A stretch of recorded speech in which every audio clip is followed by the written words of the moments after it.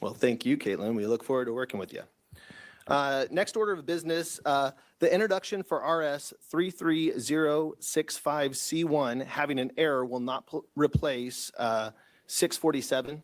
That was a bill that I was running with manufactured homes, and because the RS had a C in front of it, we had to get a new RS, so it will not replace 647. So we'll run 647 as is and then likely send it to the amending order for the changes.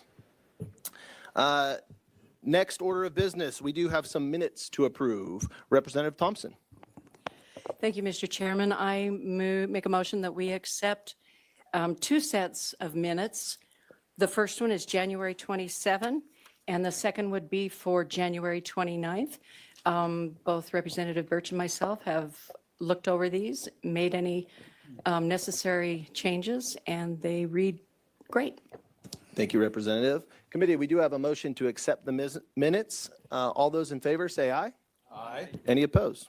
All right, we will accept the minutes. Next up, I have a couple bills to present, so I will hand the gavel over to the good vice chair.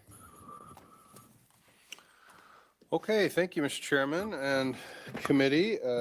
Give the chairman just a second to walk around there. We're going to have before us first House Bill 703. So Chairman Redmond, if you'll introduce yourself for the record, we will begin the presentation. Thank you, Mr. Chairman and committee. For the record, my name is Jordan Redmond, representing District 3 in Kootenai County. Today, I bring before you House Bill 703. House Bill 703 is focused on improving efficiency, consistency, and transparency in how DOPL regulates and serves licensees and the public. This builds on the efforts undertaken pursuant to Idaho Code cleanup last year in House Bill 14.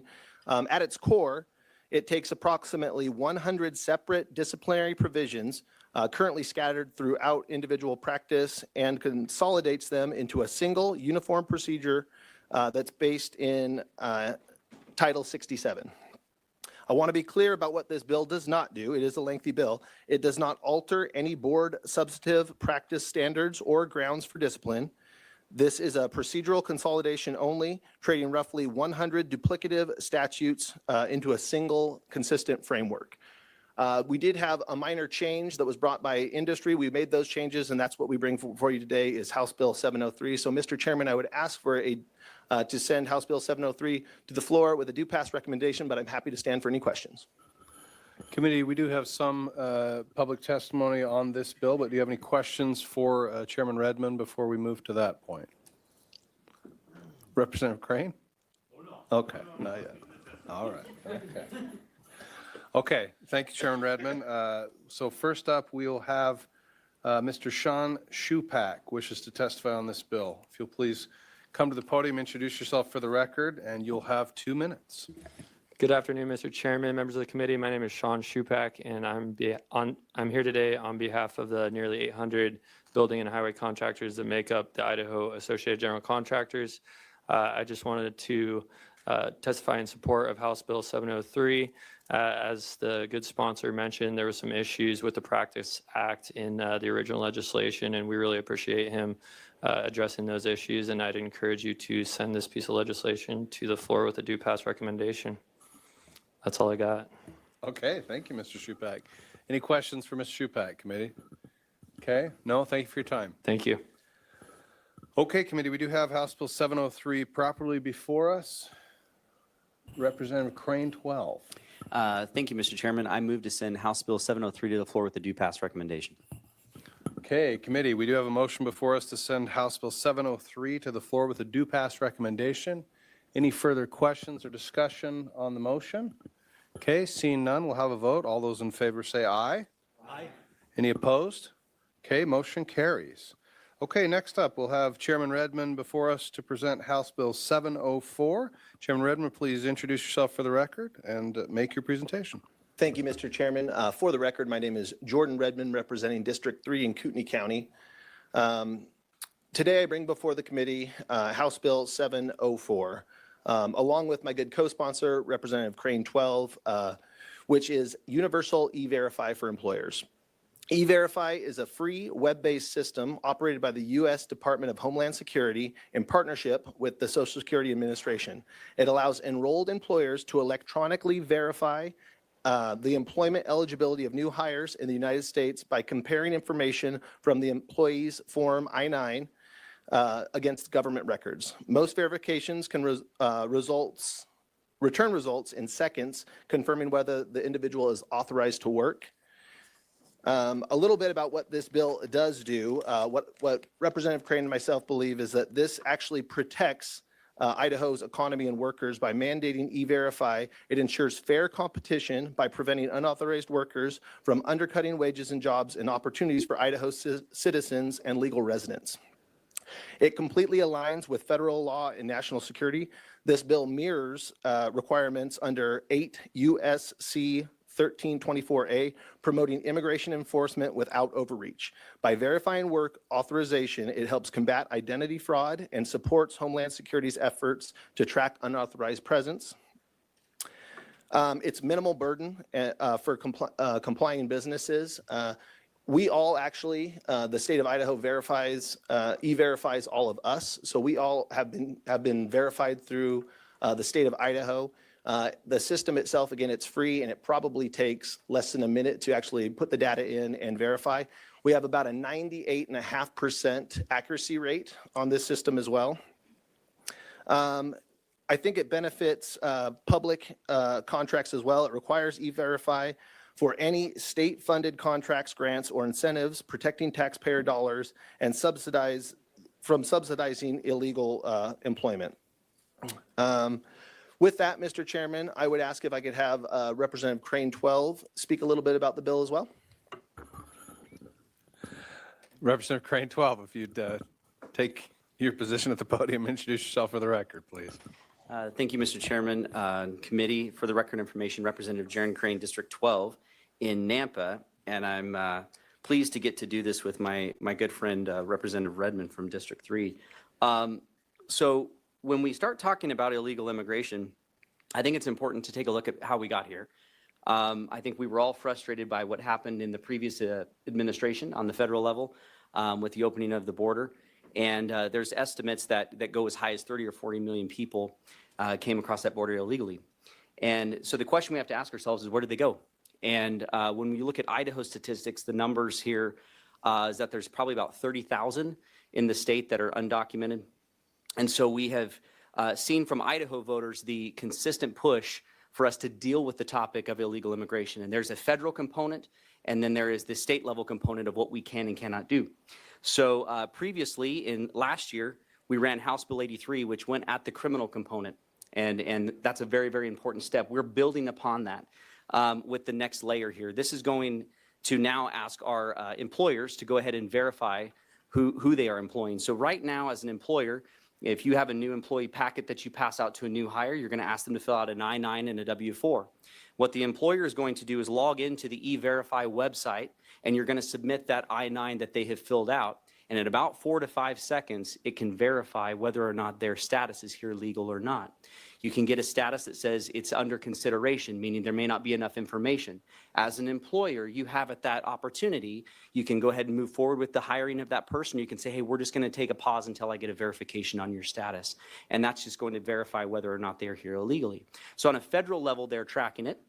And this allows employers to go ahead and just submit that form. And again, it takes about 4 to 5 seconds. So it's another layer that we're building on this immigration policy work that we're doing here. There's more policies that will come forward, I'm sure, because it's just another layer that builds and builds. There's not one bill out there that you can just pass to solve the illegal immigration level here on a state level. I want to go over some statistics that I think are important. One of the conversations we've had is this going to collapse Idaho's economy? And I will tell you, I think that's not going to happen. And if you look at the state of Arizona, they went ahead and implemented E-Verify. Their numbers came back at about a 17% decline.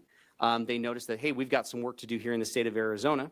And so it didn't collapse their economy in any way. And I'm not concerned, and neither is my good sponsor, Representative Redmond, that that's going to happen. There's about a 98 to 99% instant confirmation rate with the DHS. And there's 91% employer recommendation rate. So across the United States, they've surveyed over 4,000 companies, nationwide and said, what do you think about this? And over 91% of them said, this is good. You guys need to get this going across the country. So that's what we're going to here.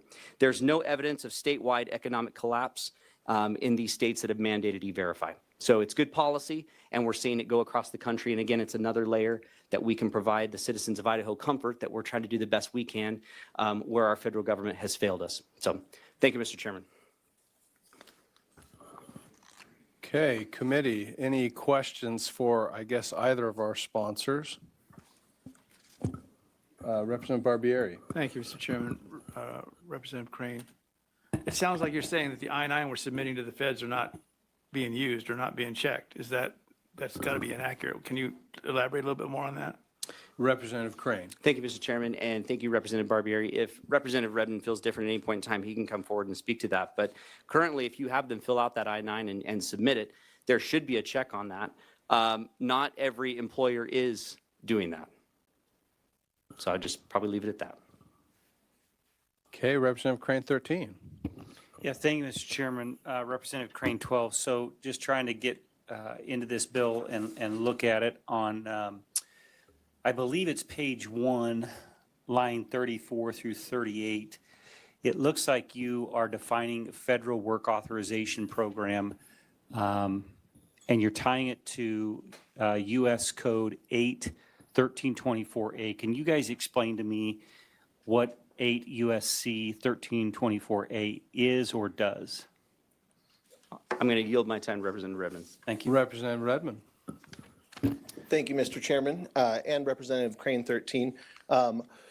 What 8 U.S.C. 1324A is, it promotes immigration enforcement without overreach. So it's using the E-Verify system on a federal level. And so we're just following that exact same guidance for the federal guidelines is for E-Verify. Follow-up, Thank you, Crane 13? Mr. Chairman and Representative Redmond. So if the feds go in and change 8 U.S.C. 1324 to require something that we don't agree with, how are we going to address that moving forward? Representative Redmond. Thank you, Mr. Chairman and Representative Crane. We would need to address that legislatively. Again, we're following that federal guidance that we have in federal code currently, and so that's what we would need to do. Okay. And one more minor update, I think, just to clarify during the testimony, the 17% decline in Arizona was for illegal workers. It was not for the economics. Actually, the economy continued on just as if nothing had happened. Representative Green. Thank you, Chairman and Representative Redmond. I have a question pertaining to the threshold that makes this mandatory. Are we talking all employers, or are we talking employers with 15 people or more?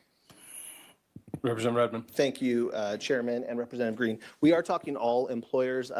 The thought there was we had played with, different employee thresholds. The thought was doing it universally kind of sets an even playing field for all. And again, because it's not that difficult a burden to apply, it's free. It doesn't take a whole lot of time. We felt like we should implement it for all employers. Follow-up, Representative Green. Yes, thank you, Chairman and Representative. So thank you for verifying that. And so the follow-up question I have is, I haven't had to use this. How long does it take for once you enter the information to get a response? And then also, how do you know that the person's information you're entering is actually valid, right? We recognize that a lot of stolen identities is prevalent. So how do we address that? Representative Redmond. Thank you, Mr. Chairman and Representative Green. So after the information's entered, about 98.5% of the time, it's an instant response. So within a couple seconds. And as Representative Crane had mentioned, sometimes says not validated yet, and that may take a little extra, but 98.5% of the time, it's immediate. And then you're right. I mean, there could be, identity theft. Unfortunately, this bill is set up for the good actors trying to comply with the law. We can't necessarily plan for everything, so. Representative Crane 13. Yeah, thank you, Mr. Chairman and Representative Redmond. On page 2, line 17, you're outlining, it looks like a government identification document bearing a photograph or a biometric identifier. What is the need for a biometric identifier? Redmond. Sorry, Mr. Chairman, Representative Crane. So it is a photograph or biometric identifier. That would be, I guess, if they did not have a photo ID. Follow-up? Thank you, Mr. Chairman and Representative Redmond. So towards the bottom of page 2, top of page 3, you give other things, social security card, a birth certificate, valid passport, but you don't have a biometric identifier in that portion of the statute. So why is it not acceptable down in that portion of the statute? Representative Redmond. Thank you, Chairman and Representative Crane. I believe it could be acceptable there. However, we have the valid IDs, the photo identification, just don't have it there as far as the next part of authorization. Follow-up, Representative Crane? Chairman, and so Representative Redmond, so what are you envisioning biometric would be? Would it be a scan of your fingerprint, a scan of your eye? Is it a unique identifier that's handed out by the government to individuals? What is the bio-identifier? Representative Redmond. Thank you, Mr. Chairman. The bio-identifier that I would envision would probably be a fingerprinting. Follow-up, Yeah, Representative Crane? thank you, Mr. Chairman. And Representative Redmond, sympathetic to your legislation. I'm very concerned about the biometric identifier. With it not being defined, we're in a brave new world. And so this gentleman has some concerns about that, and you and I can talk offline. I don't want to hold up what you're trying to do, but I think that that's something we might want to chat about. Thank you. Thank you, Mr. Representative Chairman and Redmond, do you want to Representative. respond to that? Yeah. I'm happy to talk offline and come up with a solution for you. Representative Barbieri. Thank you, Mr. Chairman. Representative Redmond, I'm wondering, so as an employer then, I submit this, immediately I get some response. I need to print that response out and put it in the employee's file so I have proof that it's been done? Or what's the proof that I'm going to use? Representative Redmond. Thank you, Mr. Chairman and Representative Barbieri. Forgot my seatmate's name. Yes, I would keep it for the records. However, it will be on the E-Verify system and logged with the federal government at that point. So there is verification there with them. Okay. Chairman, I had a question, maybe related to Representative Green's question. If I hire a neighborhood kid to come mow my lawn, rake leaves, do I read correctly that House Bill 704 would require me to enter his information, his or hers information in the E-Verify system? Thank you, Mr. Chairman. If you're hiring somebody, as just a employer, and they don't have an established business, I don't know that you would need to be using the E-Verify system. I understand your concern there. Obviously, that's not the intent of this legislation, but I don't believe that you're going to be required to verify, kids mowing lawns and that type of thing. Oh, Representative Crane, 13. So you spurred a question. So, Mr. Chairman and Representative Redmond, so my lawn guy that I do hire, that is a legitimate business, do I then, since I'm hiring him, have to run him through an E-Verify system to make sure that he is a legal guy? Chairman, Representative Redmond. Thank you, Mr. Chairman and Representative Crane. No, you would not have to because you are the patron at this point. So that person that's doing your lawn, he's performing services for you, but you are not the employer or even the subcontractor at that point. Follow-up, Representative Crane? Thank you. How does that work in your building? Because I view myself as the employer because I've hired him to perform a task for me. How would I not be employing him legally in this bill? I'm trying to understand if I'm paying him, he's coming every week to clean, mow the grass. How am I not employing him and him considered an employee of my operation? Representative Redmond.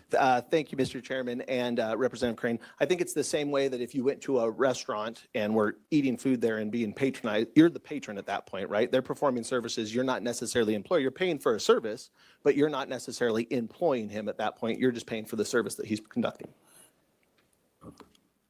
Well, as long as I'm spurring questions in Representative Crane, he spurred one in me. In that same area, top of page 3, bottom of page 2, one of the documents it's talking about is social security card, and it talks about valid passport, valid photo identification. I'm just curious, What happens in a situation where there are some social security cards that are issued that literally say not valid for identification? What happens if somebody tries to use that as the valid? Just walk me through that if you wouldn't mind. Absolutely, Mr. Chairman. So, there's a number of different forms of identification if they did have one for not used as a identifier. So, you could follow up with any of the other uses that you have there. At some point, we just want to make sure we are verifying the identity to get away from identity fraud. So just a brief follow-up to that, because in that same section, it says a valid passport. But would that mean if someone has a passport from some other country, Zimbabwe, and it wasn't a U.S. passport, that it would count as valid identification? Thank you, Mr. Chairman. That would be valid identification. However, it would be checked within the E-Verify system to verify legal status. Representative Harris. Yeah, thank you, Mr. Chair. Just for a comment on some of the questions that have been coming up. I dug into the biometric part of this bill, and that is actually a process that happens at the very beginning stages of the visa process, where the federal government requires you to sit down and take fingerprints, photo ID, and then they run that through the FBI's background check to see if you're actually a criminal in the country you're coming from. So that's where the biometric part comes into this bill. And then to touch on, the guy mowing your yard, that would be considered a subcontractor. And as such, they are not your employee. They're a subcontracted business to come do work for you, which would not be under this bill if I read it correctly. Okay. Thank you, Representative Harris. Representative Green. Thank you, Chairman and Representative. A couple things, because I'm going to go down this conversation about hiring someone. And so I hired campaign manager, right, to do some, work on my behalf. And it's one person. Do I need to verify and go through E-Verify and get their birth certificate and do all of those things as well if they're just a standalone one person conducting business? Representative Redmond. Thank you, Mr. Chairman and Representative Green. I think along those same lines, I think you're hiring them for a service. You're not necessarily employing them, so I do not believe you would have to. So Follow-up, Representative Green. thank you, Chairman. Yes, and thank you, Representative. So where in here does it say that? I guess that's where I got hung up on the number of employees, because I may be hiring them to do a service, but at the same time, I feel like I'm obligated, right, according to this legislation. And furthermore, and I'm going to reference this handout from the Dairymen's Association. Furthermore, the stipulation that private citizens can petition the Attorney General to investigate noncompliance, right? So I'm really weary about getting noncompliant and then having the AG investigating us. So does it say in here that it has to be an employer relationship, or is there something in here that says if it's for services, it doesn't apply? I heard a couple questions there. Representative Sorry. I Redmond. heard a couple too. Thank you, Mr. Chairman and Representative Green. Again, the thought of this is for that employer-employee relationship. It's not necessarily for, having services or a patron, actually. And then as far as the other concern with the AG, again, we're looking for unauthorized workers, right? We're not necessarily trying to actually create more burden at all. And it's a pretty simple task. Again, we all comply with it currently as state employees, and I do believe that it would not be burdensome at all. And I don't think we're going to have a whole lot of that, I went to a restaurant and received some food, and now all of a sudden that's that's an employee. No, they performed a service, and all we're doing is, using them as a patron. Representative Razor. Thank you, Mr. Chairman. If I may comment on this? You may. I hired certified security recently to fix a camera. I will not be filling out a 941 for them. I will not be collecting Social Security and putting it into the EFSTP format online. I hired them to do a service for me. This is the major difference. So at the question of the lawnmower, if you're actually going to sit down and calculate his Social Security tax and his Medicare and his federal withholding and his Idaho withholding, then you're employing him. But if you're just paying him for the service, then he is not your employee. I think that's what we need to recognize about this particular bill, which I think you handled that very well in the language of the bill. Thank you, Mr. Chairman, and Representative Razor answered that quite well. Representative Crane, 13. Thank you, Mr. Chairman. Let's go to the bottom, the enforce, where it goes into effect. So it's July 1, 2026. So we're talking 5 months. I know when I've heard the dairy industry talk about this, for example, the number's been thrown out there that like 70% of the employees in the dairy industry are illegal. So let's talk about, get down on the granular level. How is this going to play out in Main Street, Idaho, or on the dairy in Idaho, maybe a better way to say that.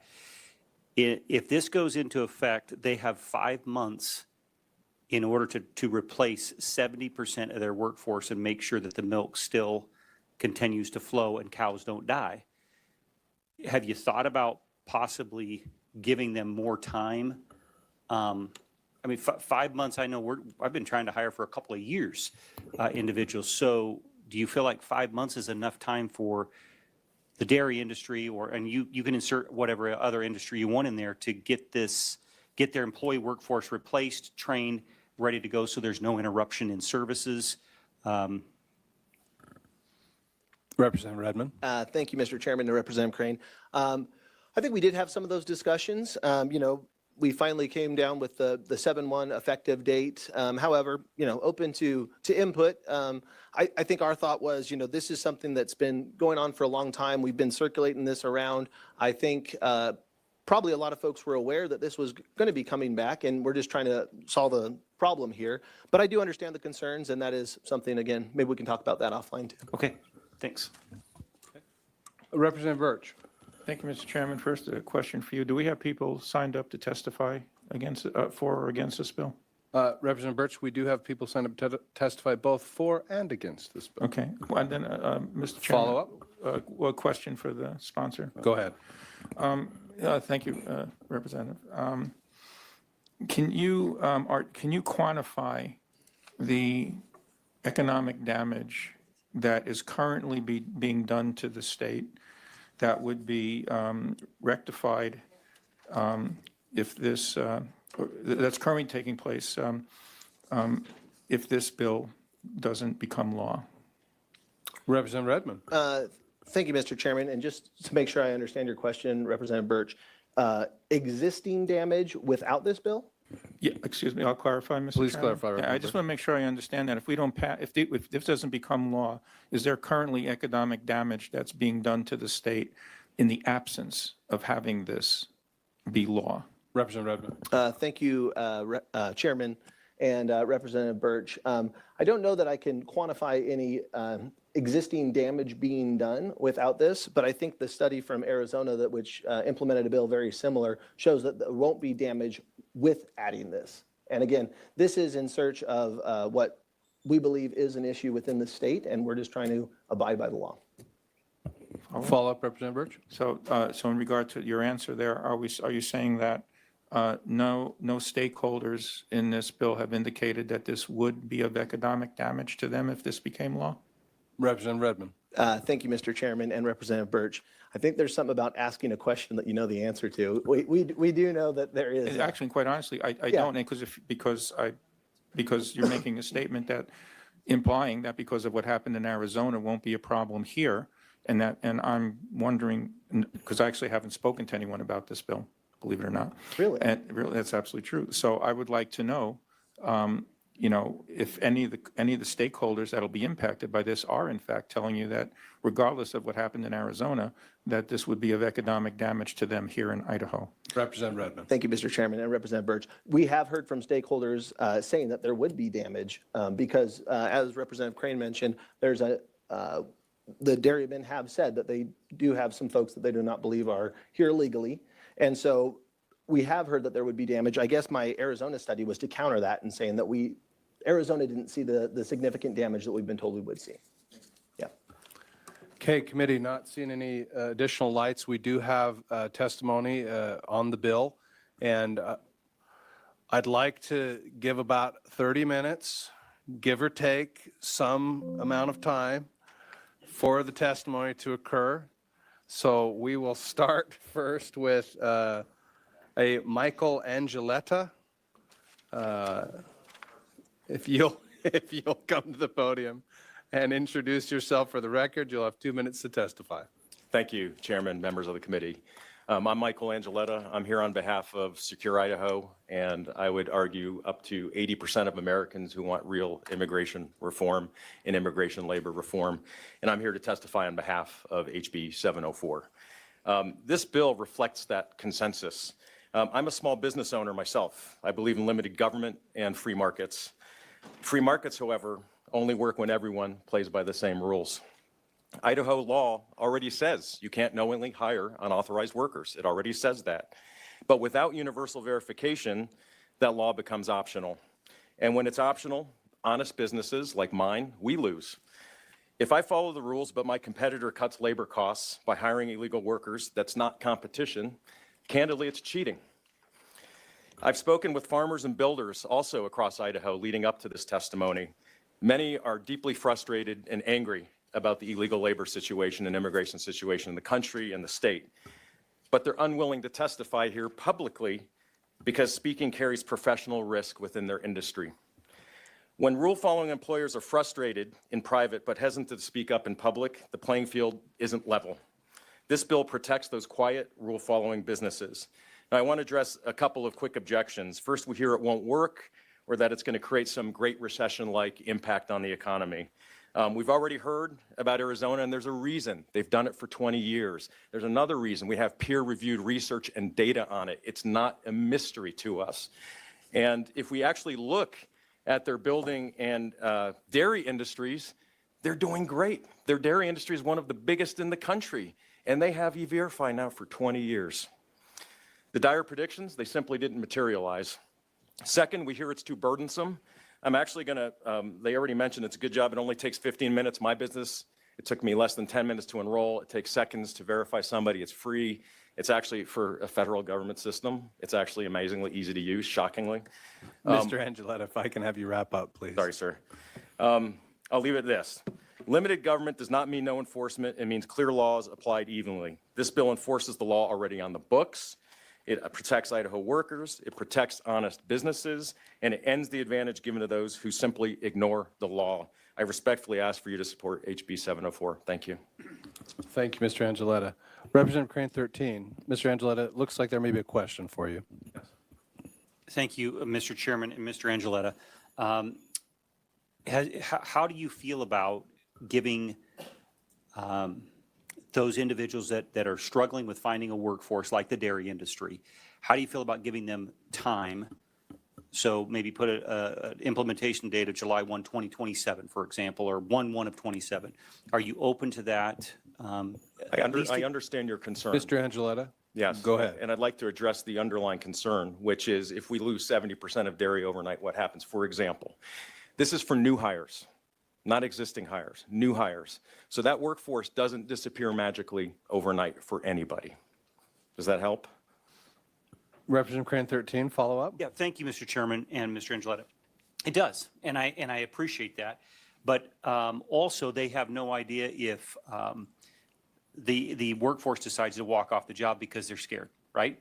So is there some thought into extending the timeline a little bit longer to help them implement and work with those industries, at least get the law in place? I mean, this has been a problem the whole 20 years I've been here, but at least get the law in place, but give them some time. Would you guys be amenable to that? Mr. Angeletta? As a business owner, I would say that's reasonable. Okay, thank you. Committee, any other questions for Mr. Angeletta? Okay, thank you for your time, Mr. Angeletta. Thank you. Next up, we'll have David Pettinger. Mr. Pettinger, if you'll please come to the podium, introduce yourself, and you'll have, for the record, you'll have 2 minutes to testify. El jefe, amigos, mi interpreter is presente. Señor Skip Benick. Mr. Chairman. Representative no Birch. hablo inglés. Mr. Chairman. One moment, pardon? Mr. Pettinger. Point of order. Representative Birch, go ahead. This is not performance theater here. If we can please have straight testimony, otherwise I don't think this is appropriate form of testimony for this committee here. Okay. Thank you, Mr. Birch. I agree, Mr. Pettinger. If you can please deliver a straight testimony. If not, we'll move on to the next testifier. Sí, en español. En español. Mr. Chairman, could you just put the committee at ease? Representative Crane, let's do so. Committee will be at ease. Thank you.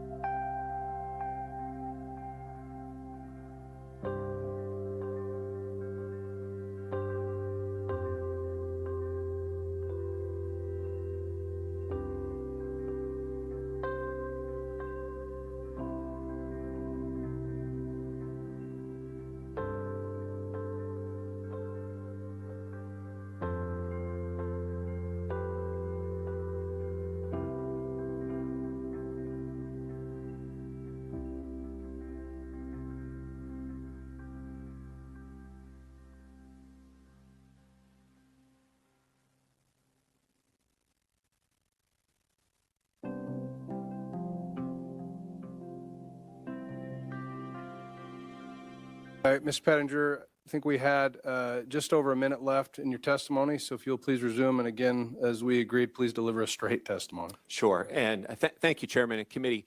I think I had a little bit more time. I never saw the clock or the timer. I don't know if it's going or not. But anyhow, I was going to argue against this in Spanish and thus the character of the concerns of illegal immigration and their use of employment by large employers, and actually brought my Spanish interpreter, Skip Bannock, today because I needed some help with some of that issue. But what I would say, I had signed up to be against the bill as an illegal alien because, you know, we have our local law enforcement that allows them to run throughout the community through the non-compliance with the 287G program, which is not this bill.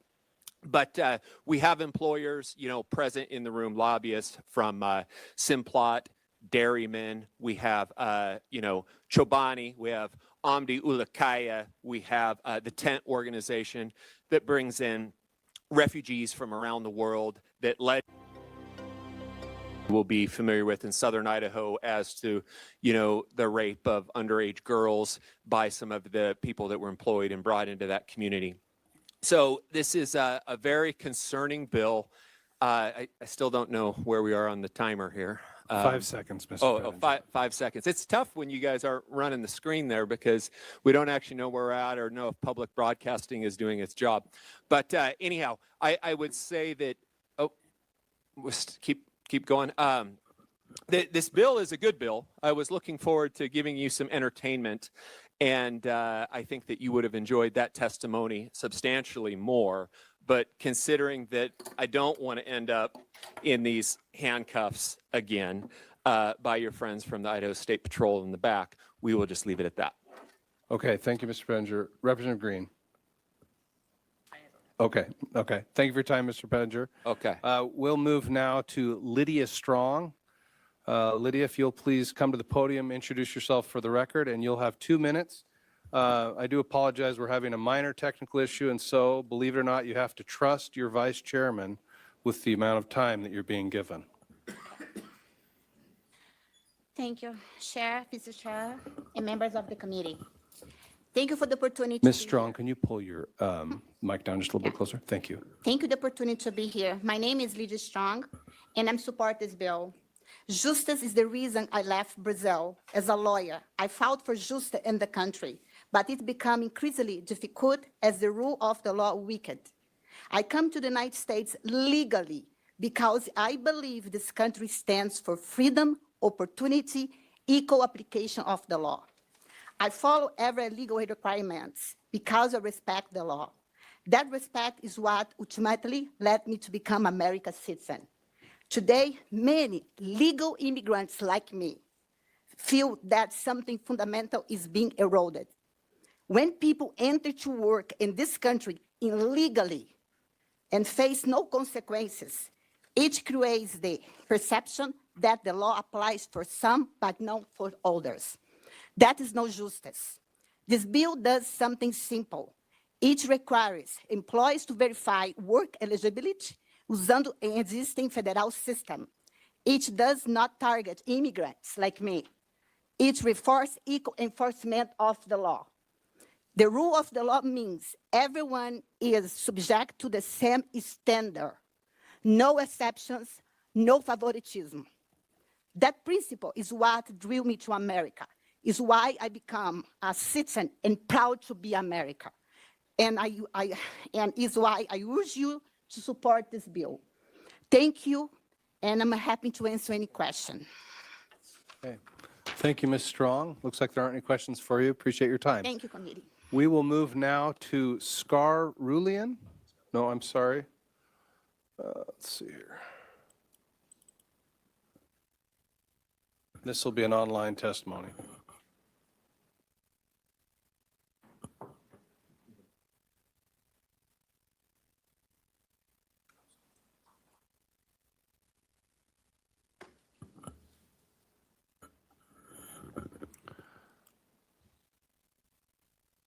Okay, Ms. Rulian, if you'll introduce yourself for the committee, for the record, you'll have 2 minutes to testify. Hi, I'm Scar Rulin. I'm a concerned citizen of Twin Falls, Idaho. I'm here to talk about why E-Verified is a flawed system that should not be extended. I oppose HB 704 as an Idahoan with common sense. Extending E-Verify systems is a waste of our state's time and effort. According to a study done by the University of Idaho McClure Center for Public Policy Research, in Idaho there are an estimated 35,000 unauthorized immigrants in the workforce. There are 1 million people in Idaho's labor force total. Why is Idaho spending time and money targeting such a small amount of the working population instead of investing time and money into legislation that creates new jobs? This bill will crush small businesses with compliance costs. It's not easy to implement a program with a 64 basic user manual.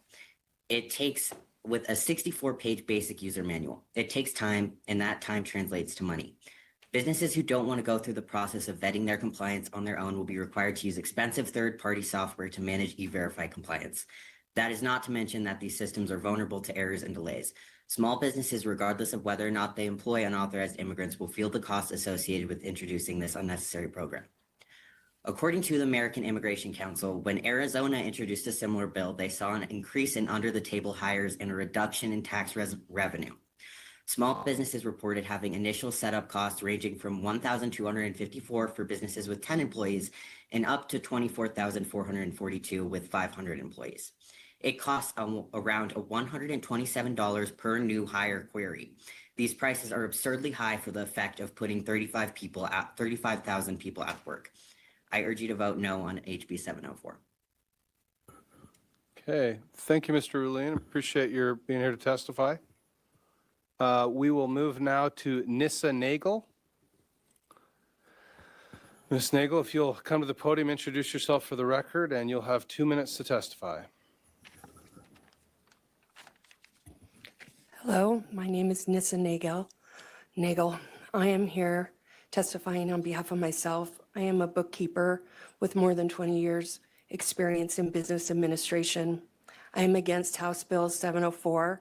An employment eligibility verification process already exists. The federal I-9 requires all employers to verify employment eligibility.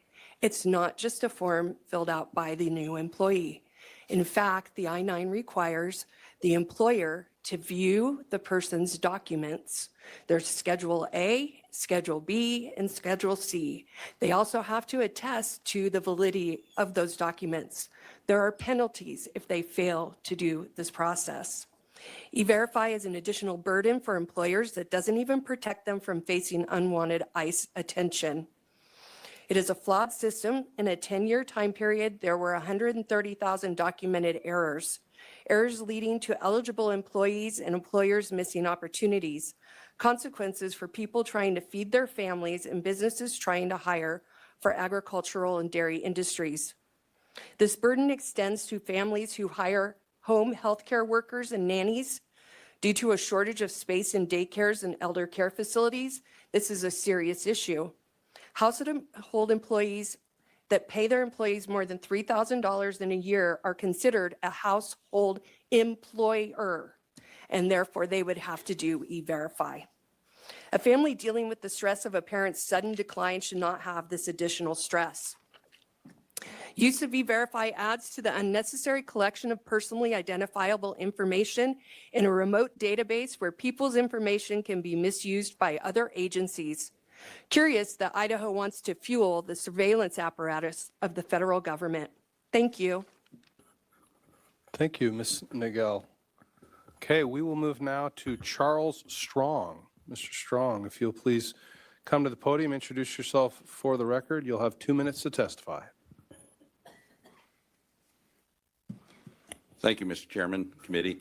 My name is Charles Strong. I'm a retired U.S. Air Force officer and married to this wonderful woman that just testified about coming here from Brazil. Lydia and I both have spent a lifetime and a career in compliance and verification. I went through, to become an Air Force officer, I had to go through verification of who I was and be able to pass the security clearance.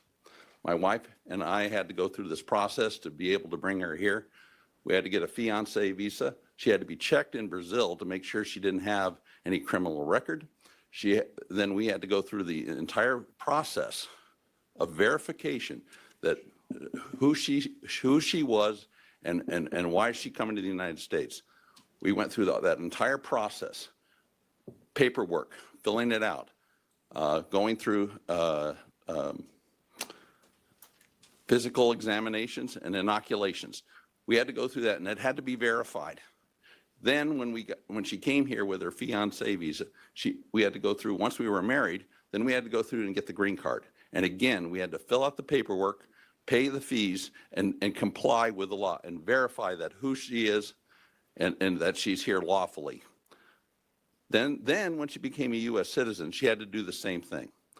We had to go through the process. We had to verify who she was, that she didn't have a criminal record, and that she's been in compliance with the law. All I'm asking here is that we comply with the law and that we verify people that are coming here, just as much work as we had to do to bring her here and to spend a lifetime together. I'm asking you to do the right thing, to not reward lying and cheating and stealing. Because when I was a cadet, that's what I was told. You do not lie, you do not cheat, you do not steal or tolerate those who do. Please don't tolerate those who do. Thank you. Thank you, Mr. Strong. Okay, next committee will move to Nixon Matthews. Nixon, if you'll come to the podium, introduce yourself for the record. You'll have 2 minutes to testify. My name is Nixon Matthews. I am a resident of District 16, and I am here in opposition to HB 704. This bill is being framed as a simple employment verification bill, but in reality, it requires virtually every employer in Idaho to enroll in E-Verify and run all new hires through a federal database and has harsh penalties attached. This is a major expansion of government authority into hiring decisions in Idaho, and it will land squarely on small businesses. 99%, over 99% of businesses in Idaho are small. Over 73% of Idaho's employers have fewer than 5 employees. These are not large corporations with compliance departments. They are small contractors hiring a couple of workers for a short-term job and family-owned businesses hiring someone to help cover shifts. And this bill puts all of them in a federally managed verification system with strict requirements. And it all rests on E-Verify, a database that does make mistakes, from simple name mismatches and paperwork errors to data entry errors that flag U.S. citizens and authorized worker.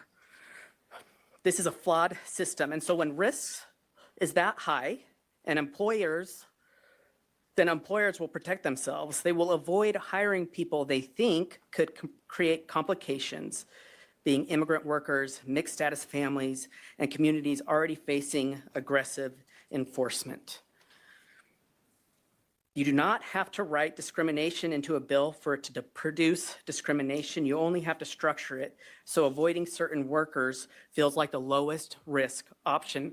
I'm going to use the 18 seconds I have to say what happened today is unacceptable. That man should have been removed from this room. There are Mr. people Matthews, who are that's watching enough. this. I'm going to ask you to please take your Worried. seat. We handled that in the way that we best saw fit. Thank you for your time. Thanks for being here. We're going to move to Carlos Vidalis.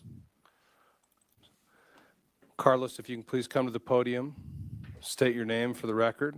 You'll have 2 minutes to testify. Mr. Chairman, thank you very much, members of the committee. My name is Carlos Vidalis. I stand in support of HB 704. I am an immigrant myself. I came to this country legally. I applied for legal residency. I became a citizen. I have been a citizen for 4 years. The system works. You have to be patient. You have to be persistent, but it's not that difficult if you follow the rules. I'd like to first address the issue of E-Verify. I have been E-Verified myself by my employer. I have also run E-Verified myself for my own subordinates, dozens of times. I can testify that the system is easy, fast, and if you have any doubts why it is so easy to verify and why it's necessary, I can explain to Representative Crane or anybody who asks how it works, and it's so easy to verify. So the very first act an illegal immigrant commits in the United States is to break the law. And when they seek illegal employment, they break the law once more. So if the country cannot make sure that the laws are obeyed, what is the purpose of it? A nation built on laws cannot ignore repeated violations of those laws without severe consequences. The United States is a prosperous country in large part because we obey the laws and play by the rules. When we allow illegal immigrants to obtain employment, we reinforce the idea that breaking the law is acceptable, even if it produces positive economic results. It is the wrong message from our society. I can tell you, I came from a country where the rule of law is a joke. This is not something that should be allowed in this country. Ignoring illegal employment also harms legal immigrants like myself. Millions of people around the world are following the rules, are waiting their turn, respecting the system. When illegal employment is tolerated, it undermines the sacrifices and disciplines of those like me who have chosen to do things by the law. So that is a conclusion. I like to appreciate it. So if I love this country, I became a citizen. I don't want to be anywhere else. I'd like to support HB 704. And if you have any questions for me, I'll be glad to answer them. Thank you, Mr. Vidalis. I don't see any questions, but appreciate your time. Committee will move now to Bill Cooper. Bill, if you will please take the stand, state your name for the record. You'll have 2 minutes to testify. Thank you, Mr. Chairman and committee members. My name is Bill Cooper. I am a retired chief of police, and I have more than 30 years' experience in law enforcement. In law enforcement, clarity matters. Uniform standards matter. Consistent, equal enforcement matters. When laws exist but are not applied fairly and evenly, it creates confusion, frustration, and loss of public trust. I know, I've seen it. This bill, as has been testified to, does something simple. But from a public safety perspective, employment is a major pull factor in illegal immigration. When employment of illegal immigrants is available, it attracts even more violations of the law. It supports illegal actions, but does not support fair, unbiased enforcement of the law. This bill does not create a new government bureaucracy. It relies on an existing system. It gives the Idaho Attorney General enforcement authority. The clarity here we're talking about supports law enforcement. Right now, Idaho does not have a good grasp on the actual numbers, the costs. I'm a Lean Six Sigma Master Black Belt. Data matters. It actually counts. One of the basic premises there is that if you can't measure it, you can't manage it. This bill creates structure, accountability, and deterrence. It protects lawful workers, it supports rule-following businesses, and reinforces respect for the law. In my judgment, consistent enforcement of employment law strengthens public safety and public confidence. I encourage you to support this bill. Thank you for your time, and God bless you. Thank you, Mr. Cooper. Committee, any questions for Mr. Cooper? Okay, seeing none, thank you for your time. Committee, we're going to move now to William Mostoller. If you'll please come to the podium, state your name for the record. You'll have 2 minutes to testify. And committee will have 2 more public testimonies after that. Good afternoon, Mr. Chairman, committee, thank you. My name is William Mostoller. I'm a United States Marine Corps veteran. I served Iraq, Afghanistan with 3rd Lateral Reconnaissance Battalion. I survived multiple IED blasts and injuries such as traumatic brain injury. Construction has been the trade that's allowed me to rebuild my life. I have worked in the trades since 2003. I've raised 6 children and a family on a single income. My children have wanted for nothing. Over the last several years, I've watched as it has become harder and harder for tradesmen to not only obtain good quality work, but they've had to fight over these scraps that are left behind where new construction and larger builders than myself have switched to mostly illegal labor. This has created quite a strain, especially in the Magic Valley.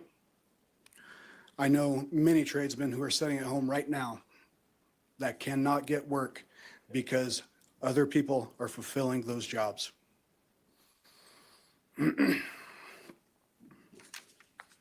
This isn't just about wages. It's also about quality of work. I have personally seen serious code violations, dangerous installation tied to illegal crews that did not understand building standards. I have seen structures completely reframed because they were unsafe to go into. I've watched improper installation of systems that caught fire, and I have personally put those fires out. Idaho families deserve safe and strong homes built by trained workers who are here legally. HB 704 simply requires employers to verify legal work authorization. Mr. Using Mosteller, if I could have you wrap up, please. Yes, sir. I just ask you to please support this bill. Thank you for your time. Oh, so any questions? Okay, we'll move now committee to Tim O'Donnell. Mr. O'Donnell, if you could please come to the podium, state your name for the record, and you'll have 2 minutes to testify. Thank you, Mr. Chairman, committee. My name is Tim O'Donnell, representing also Secure Idaho. We're a nonprofit grassroots organization of volunteers. We urge the committee to support this bill. Our group selected immigration reform policy this session because public policy on illegal immigration is not in line with public sentiment. Recent Rasmussen polling showed that 75% of Republicans want all illegals out. In a very red state that overwhelmingly went for Trump, whose signature issue was mass deportations, it should be very clear where the public stands. I think Republican legislators understand that a survey of the Republican caucus last session identified immigration as a top 5 issue. And I just want to say, come here the right way. I appreciate the stories over there about people, what they go through to get vetted as to who they are and why they're here. We can't skirt that. If you really want to do something effective on illegal immigration, in this state, this bill is it. A mandate on all employers to use E-Verify will have the biggest impact on illegal immigration. That's not just my opinion, but the conclusion of several studies. One study, for example, Arrhenius and Zavadny, quote, our results indicate that requiring employers to use E-Verify has a large negative effect on the number of unauthorized immigrants in a state, end quote. This is not untrodden territory. Other states have similar bills for over a decade. There's been numerous studies that have been done on the effects. No ruinous depressions or recessions, no destruction of ag, hospitality, or construction industries. Meanwhile, illegal populations went down. This bill will make that happen here in Idaho. Thank you for your time and consideration. Okay, thank you, Mr. O'Donnell. Any questions? So committee, finally, we'll have Mr. Rick Narabau. Mr. Narabau, if you'll come to the podium, introduce yourself for the record. You'll have 2 minutes to testify.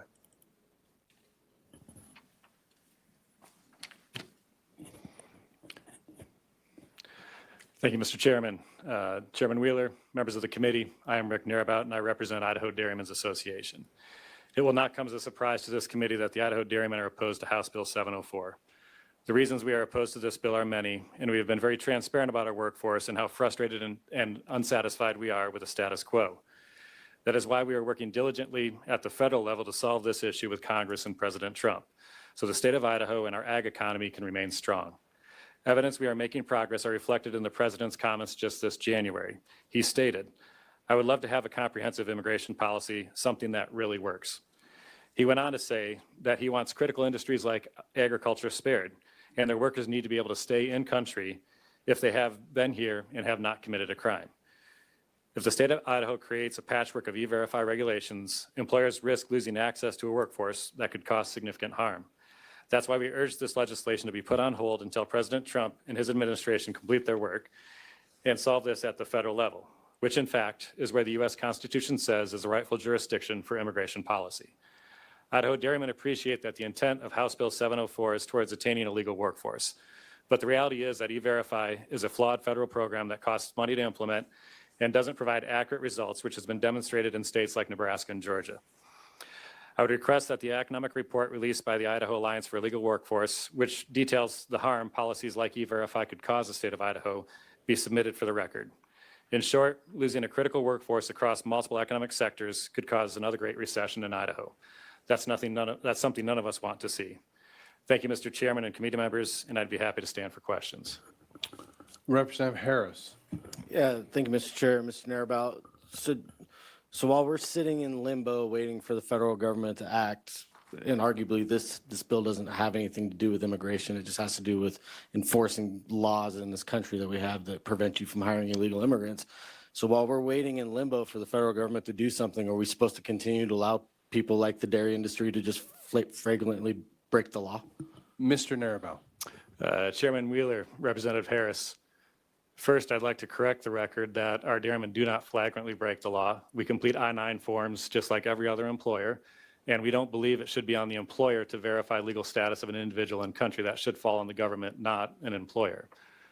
Secondly, I would point towards in the transcript of the interview I referred to with President Trump, he was bluntly asked the question, do you feel like ag workers and those in critical industries should remain in country, and have you asked your agencies to limit their enforcement? And he bluntly answered, yes, I have.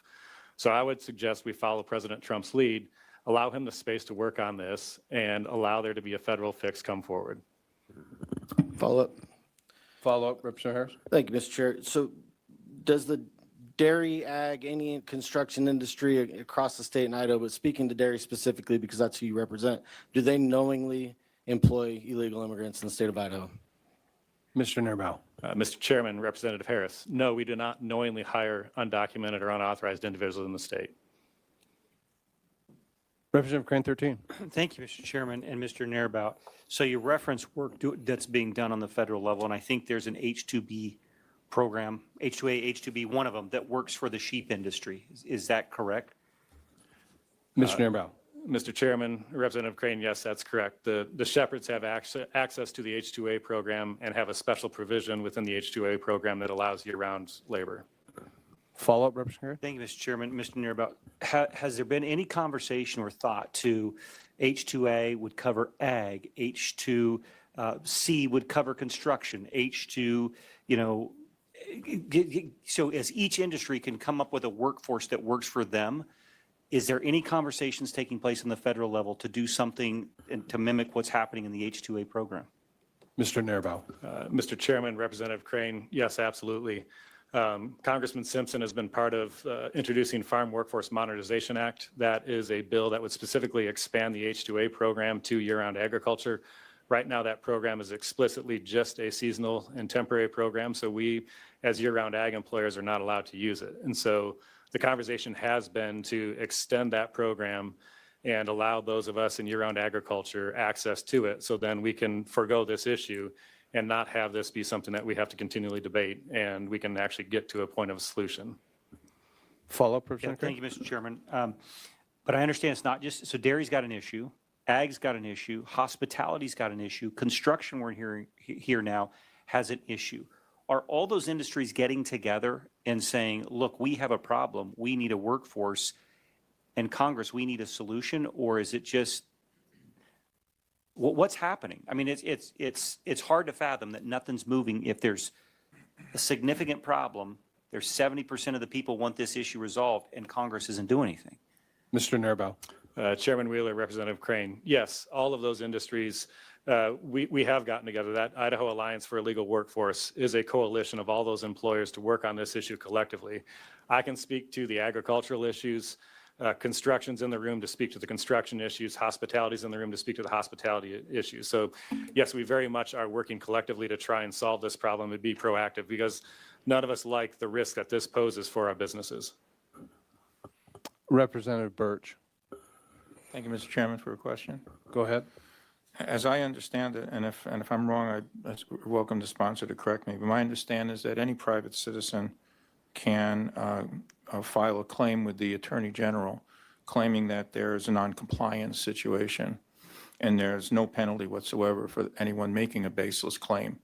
Can you give me a sense of how how that would affect the daily life of of the members of your organization if they found themselves being, the receiving end of an unlimited number of baseless claims that people don't have to pay any consequence for making.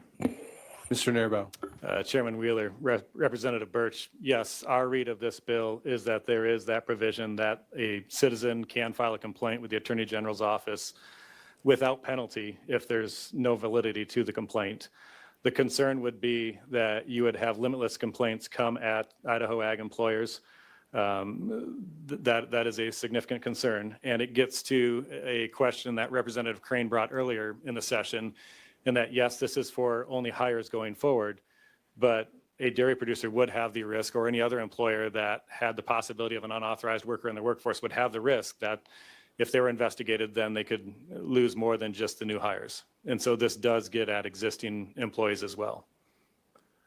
Mr. Nierbaum, I just have a question, if you could help me understand, and this may be unique to dairy, but the fact that you have seasonal workforce, and I understand that HB 704, as it's currently written, theoretically only applies to new employees going forward, but what is the percentage of the dairy workforce that routinely stops employment at the end of the season and then resumes employment in a following year?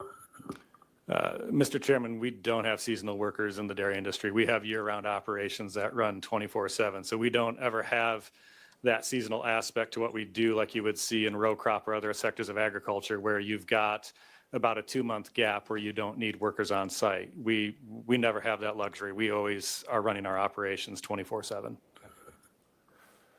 Okay, I don't see any other questions. Mr. Nierbaum, thank you for your time, and I'll return the podium now to the bill sponsor to close your presentation. Mr. Chairman, point of clarification, where for this to be submitted to the record? Oh, yes, Mr. Nierbaum, we'll have the page grab that from you. Thank you. Thank you, sir.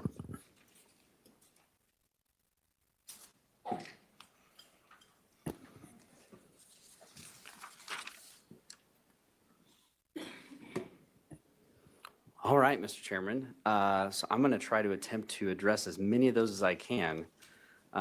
The first, by confirming that, as Mr. Nierbaum said, cows are milked year-round. There's no season for that, Mr. Chairman. So sorry, but there's no seasonal thing there. Let's go to the question. The first one was, who does this apply to? If you go to page 1, sublet 5, it's employers. We have that defined as what employers are. So if you're hiring a kid to mow your lawn or shovel your driveway, that doesn't apply. This bill is for employers, and that's what you're seeing implemented across the country. Social Security cards, Mr. Chairman, one of the things that you were saying is it says on there not used as identification, but it is an actual item on an I-9 that you can use as a verification form, as well as passports, photo identification. So you can use a Social Security card on the form I-9. Biometrics was asked about. So the biometrics in this bill is about photo matching. So the system compares the photo on the employee's document, so take a green card, against the photo stored in the USCIS records. So that is what the biometrics is referring to. And there's limitations in this bill. So currently, E-Verify does not use direct physical biometrics like fingerprints. It relies on the information that is submitted on the I-9 form itself. So I wanted to address that and put that one to bed. Large general contractors. So prior to this session starting, I was asked to go meet with a very large general contractor here in Ada County, and they requested that we bring E-Verify forward. And it was very shocking to me that the construction industry would be requesting such a thing. What they're saying is unfair bidding is happening, where they voluntarily are using E-Verify at their company, and they said that the competition is not. And so their numbers are coming in substantially lower than theirs when they're running background checked workers versus the other general contractors are not doing that. So this was actually supported by a certain very large contractor here in Ada County. Testimony, Scar, I might get the last name, Rulian, was talking about how this is a big cost. It's actually not. E-Verify is free.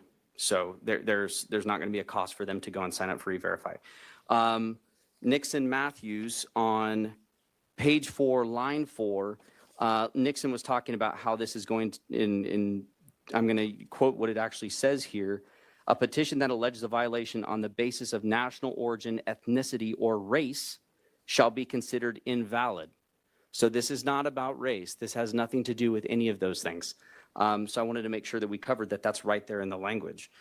Tim O'Donnell was talking a little bit about the support of the caucus. This has been a priority in our caucus, not only last year, but this year. It made the list again in the survey in the caucus. But I will also note that over 80% of Idaho voters are in support of what we're doing here. So this is a very, very big winning issue here across the state. As far as the start date, I was talking to my co-sponsor, Representative Redmond. We are open to general orders if we need to change the start date. We're amenable to that. That's not for us like it has to be July 1st. We can work on that date. That's fine. But what this is good policy for the state of Idaho. As far as the things that were brought up recently about can anyone just bring a petition forward? Yes, it does say that. If you start on the bottom of page 3 and go into page 4, it does say that any resident of this state may petition, but there are things in there that are requirements for a valid petition, and there's things that are making it an invalid petition. And the Attorney General, he retains broad authority to throw out what he would call a frivolous claim. So all of that is standard language. So I'll let Representative Redmond close with some points that he's got. Thank you, Mr. Chairman and committee, and thank you, Representative Crane, for answering some of those questions. I think it's been a very interesting debate here in this full hearing. I think we've had a lot of good insight and input and some really good questions from the committee. I want to focus again on what this bill does do. I think this bill protects Idaho's economy and its workers. The ones here legally, this protects our economy. It sets a level playing field for all employers. It does align with federal law and national security. It's not burdensome on employers. Again, we all have been e-verified. I think that, some of what we heard today about, the I-9s, this is the verification method that we need to have, right? We need to have accountability within government, and I think that's exactly what this bill seeks to do. And so, Mr. Chairman, I would ask, and again, if we need to make some adjustments, I think we're more than happy, within reason, I guess, right? But we would ask that you would send House Bill 704 to the floor with a due pass recommendation. Thank you, Mr. Chairman. Okay, committee, we do have House Bill 704 properly before us. Representative Harris. Yeah, thank you, Mr. Chairman. I move that we move House Bill 704 to the floor with a due pass, and I'd like to speak to that motion. You may speak to the motion. This is a common sense bill for the state of Idaho. This is what everybody in the state, 80% of the state, is asking for this. They want the accountability. Most of us are in these positions as elected officials because we are expected to hold people accountable to the laws of the state of Idaho and to speak for the people that live within this state. And that's what we're doing with this legislation. Arguably, one of the largest people that will be affected by this bill is the Dairy Association, and they just testified that they're not knowingly hiring illegal immigrants. I don't see the need to push the date back, because if they're not breaking the law now, then what do they have to worry about? I say, let's send this thing up there, let's get it done, and let's move forward. Thanks. Representative Cheatham. Thank you, Mr. Chairman. This one's kind of a tough one for me. My district in southeast Idaho, we rely pretty heavily on not year-round labor, people who come and go, and they work in the various ag sectors. But to me, immigration is a federal issue. And if we're going to solve it, and I agree we've had an immigration issue the last few years, but I understand since the presidential order has changed in the last year and a half, most of that issue has gone away. We no longer have the pressure on the border. And I feel a little bit like we're trying to solve a problem that's probably going to go away on its own. When I first moved to Idaho 48 years ago, my wife was working at one business. I had a business to run, and we had a young kid, 3 years old. And we found a family, and I frankly do not remember how we found them, who babysat that kid while we were at work. And I don't know if they were immigrants or not. They had a Hispanic last name. Could have been. I don't know if they were residents or citizens of the United States at that time. But they did a fantastic job of working for us. We had another daughter. She went there for 3 or 4 years before she started school, and they were like second family to her. And they did a fantastic job of helping us raise our kids. Despite the evidence that's been submitted today, I kind of feel like the effect that a bill like this is going to have on particularly Franklin and Power counties in my district will be devastating. It will shut businesses down. We've already had one business begin to lay people off because of the problem in the ag industry. There's no margin left for those folks. They are going out of business left and right. And I just don't, I don't see how, if I'm going to represent my district, I can support this bill. Thank you. Representative Thompson. Thank you, Mr. Chairman. I have a sister-in-law that moved here from Mexico, and she came here legally. It was not a difficult process, and she's very happy she did. She doesn't have to renew her green card for 10 years. Well, it's probably 5 years at this point because she's been here for 5 years. But she went through the process. And like the one gentleman that testified, yeah, it can be a little arduous with the health and inoculations and the questionnaires and stuff like that, but she did it. She can't hardly speak English, but she's here legally. And I think that all we're doing is asking for due diligence for employees or those people that are wanting to work in the United States to be here legally. It can be done, and I will be in favor of this bill. Okay. If I could just comment a bit myself, I don't see any other lights, so I'll take that privilege. I do have a couple concerns myself still, some raised even by the questioning and testimony today in committee. I think it's not possible for us to really contend that there will be no cost to the implementation of this program because we have a large general contractor telling us that they're losing bids because they e-verify voluntarily. And if a contractor tells you something about his price, then there is a cost to it. I'm also a little concerned still about the implementation timeline, which Representative Crane 13 raised. And so as I think about it, I think this is the direction that the citizens of Idaho want us to go. I'd like to make sure that we get it right and dial in these details. And so I would like to offer a substitute motion to send House Bill 704. Unfortunately, that's out of order. All right. When you're chairing, you can't make a motion or second a motion. I'm sorry. I hate to. Thank you, Representative Crane 13. It was worth a shot. Anyway, so I think for that reason, I'm not comfortable with it going to the floor as is. So Representative Cheatham. Thank you, Mr. Chairman. Let me finish your thought. Mr. Chairman, I move to send House Bill 704 to general orders. Okay, Mr. Committee, we do have a proper motion, substitute motion before us to send House Bill 704 to general orders. Any further discussion or questions on the motion? Mr. Chair, just ask for a roll call vote, please. Okay, thank you, Representative Harris. There'll be a roll call vote. So again, the substitute motion is to send House Bill 704 to general orders. And Is it too late for me to weigh in? well, since the secretary looks like she's doing some things, Representative Cannon, go ahead. Thank you. I'm just going to indicate that I'm going to support the substitute motion, and I'm going to do that based on what I perceive to be the sponsor's willingness to look at some issues in general orders. Thank you. Okay. Thank you, Representative Cannon. Representative Crane 13? Yeah, Mr. Chairman, before we vote, could I ask the sponsor of the bill, Representative Redmond, a question? Question still in order, it appears. Thank you, Mr. Chairman, and Representative Redmond. So are you okay sending the bill? What would be your preference? Is to send to general orders or to send as is?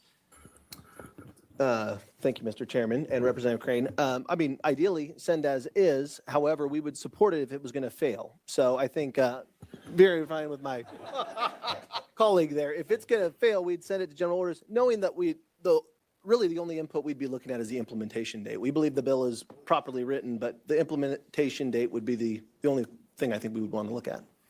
Follow up? Follow up. Thank you, Mr. Chairman. Representative Crane to the most honest answer yet. Oh, that's always if it's going to fail, send it to general. Let me ask you this: if we set it as is, and we get up there like we were wont to do today on a bill, or enough people come to you on the floor and say, hey, I would move it to general orders, would you be amenable up there if it's a due pass to go to general orders if there's some issues pointed out? Chairman Redmond. Thank you, Mr. Chairman, and Representative Crane. That would be my preference. Yes, send it as a due pass, and then if enough folks came to us and had some good examples, we'd make those changes. Okay.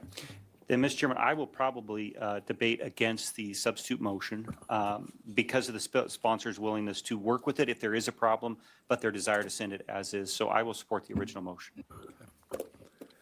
Okay. Representative Birch. Thank you, Mr. Chairman. I will support the substitute motion. And I would, and I think that there may be some other things in this bill other than an implementation date that people may want to talk about that I'm not sure really would be well-suited for debate on the House floor. And I'd rather see discussed in advance before any vote might come before the House floor. One of the things that I'm concerned about, there being absolutely no penalty for making baseless claims. I mean, this legislature puts incredible penalties on just about everything, you know, when people don't do something they want them to do. So I think that there needs to, I think considering some checks and balances on people making baseless claims that can really hinder businesses and bog them down. Even if the Attorney General determines they're not valid, he still has to do an investigation to determine that. So I would support the substitute motion to consider other aspects as well if this is going to become law. Okay. Representative Razor. Thank you, Mr. Chairman. I would like us to note that Idaho has robust statutes already dealing with false reports in Title 18, 5400. So that's already covered. And because of the willingness of the sponsors to work on the floor, I will be supporting the original motion as well. Okay. All right. Thank you, Representative Razor. Mr. Chairman? Representative Barbieri. Thank you, Mr. Chairman. I don't like the idea of having an extra step in hiring an employee, but I'm still going to support the original motion and vote against the substitute motion. Representative Birch. I'm not confident that there's existing statute that somehow imposes penalties on people for making false claims. I would want, in fact, to have the time to better understand that and what those penalties are, because the idea is to be a deterrence for making false claims, and it has to be significant. So I'm not confident that point of debate is completely solves that issue. Okay. Thank you, Representative Birch. Okay. Seeing no further comments or questions, the Secretary will take a roll call vote. Chairman Redmond. I'm restating the motion on recommendation of experienced legislators. The motion is to send House Bill 704 to general orders. Go ahead, Michelle. Chairman Redmond. No. Vice Chairman Wheeler. Yes. Representative Crane 13. No. Representative Palmer. No. Representative Barbieri. No. Representative Cornelis. Yes. Representative Crane 12. No. Representative Ehlers. Representative Monks. No. Representative Cannon. Yes. Representative Harris. No. Representative Marmon. No. Representative Razor. No. Representative Thompson. No. Representative Cheatham. Yes. Representative Veely. Yes. Representative Birch. Yes. Representative Green.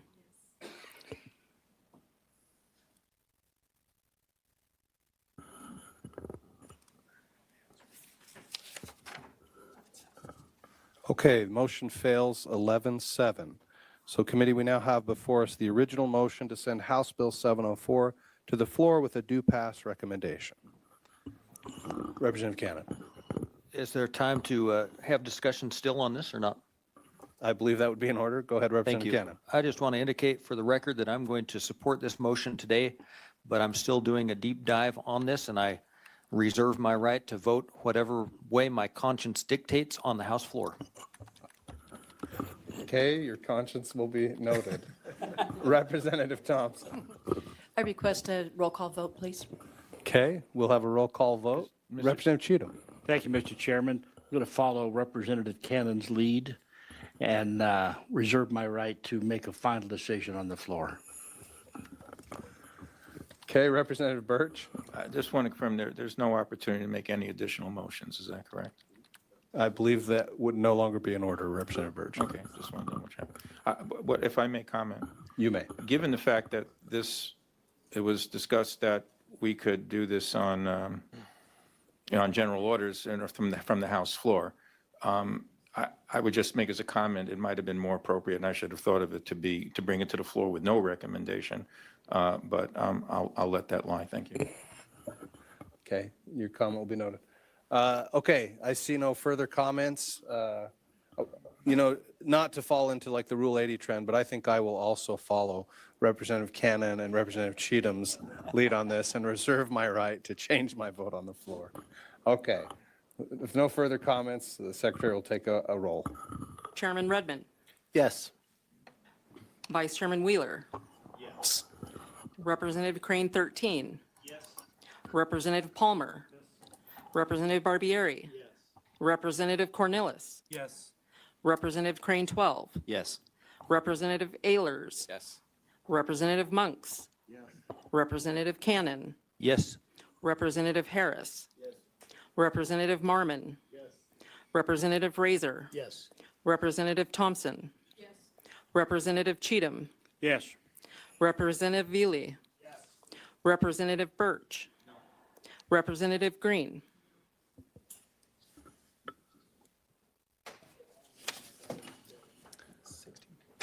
Okay, the House Bill 704 is sent to the floor with a due pass recommendation on a vote of 16-2. I will now turn the gavel over to our Chairman Redmond. Thank you, Mr. Vice Chair, and thank you for all your work there. Next up on the agenda, we have House Bill 700. Representative Harris, if you could introduce yourself for the record and begin with your bill. Thank you, Mr. Chair, members of the committee. My name is Kyle Harris, District 7, which is most of Nez Perce, Adams, and Idaho County. Today before you is House Bill 700. House Bill 700 creates some criminal penalties if you knowingly hire illegal immigrants. It also waives that liability if you do use the E-Verify process. Polling indicates that an increasing majority of Americans want to see employers who rely on illegal alien labor punished for using that labor. Federal law already prohibits employers from employing individuals who are unlawfully present in the United States or who lack work authorization. This adds no further administrative burden on employees. As we've all just discussed previously, E-Verify is not hard to use. So as long as you're using that, all of these criminal liabilities fly right out the window.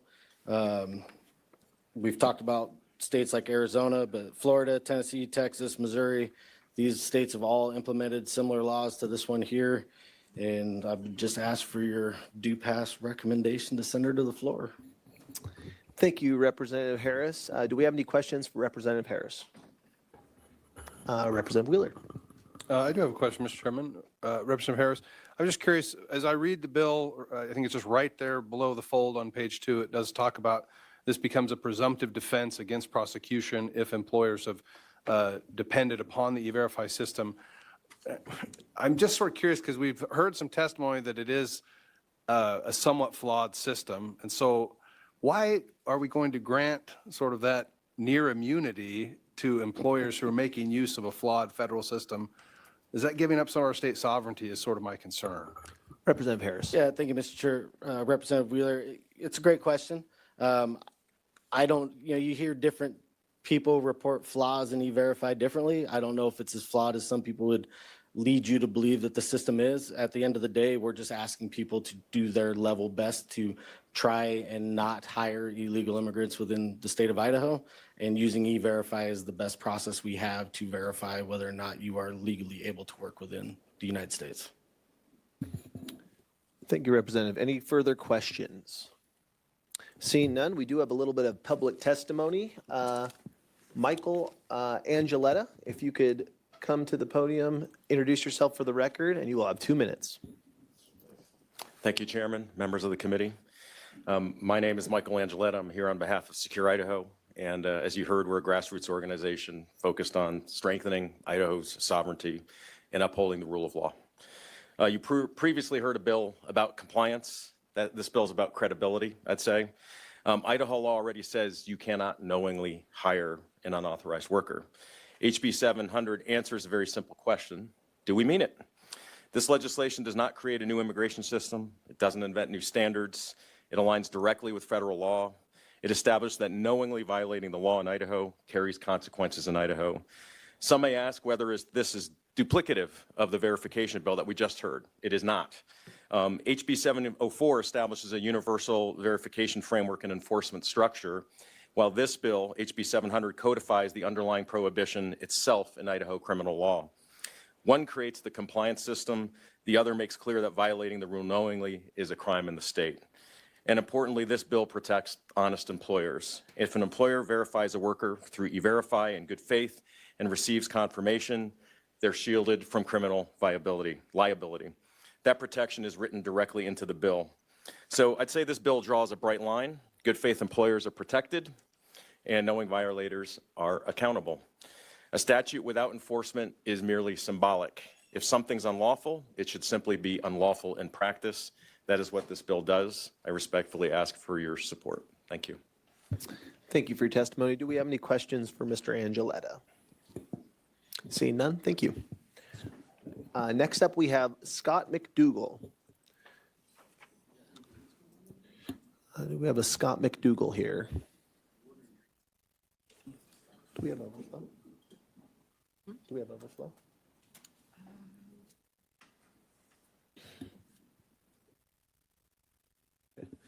All righty, we'll move on to the next testifier, Lydia Strong. If you could make your way to the podium, introduce yourself for the record, and begin with your testimony. Thank you, Mr. Chair, members of the committee. My name is Lydia Strong. I'm for the 12th district. The HB 700 is for enforce what you are asking for, HB 704. I used to be a lawyer, criminal lawyer in Brazil, and I understand law. When you create a law, you must enforce the law, and that's what it's built for, enforce the law. Make people have a penalty while they are breaking the law. For this reason, I come here this committee and asking for each one, please pass this bill because it's making justice. That's the reason I come to United States in the first place. Brazil become a tyrannical country. The reason I left Brazil, I know when the United States become as Brazil. For this, I stand for this country. I love United States. I begin to love American law. I love American Constitution. And for this reason, I'm asking for each one of here, be justice, vote in your conscience. People like me come legally, here stand and say, we make this country better, legally. So to be here, you must follow the law. No one is above the law. Thank you. Open for any questions. Thank you for your testimony. Do we have any questions for Ms. Strong? Seeing none, thank you. Next up, we have Charles Strong. You can make your way to the podium, introduce yourself for the record, and begin with your testimony.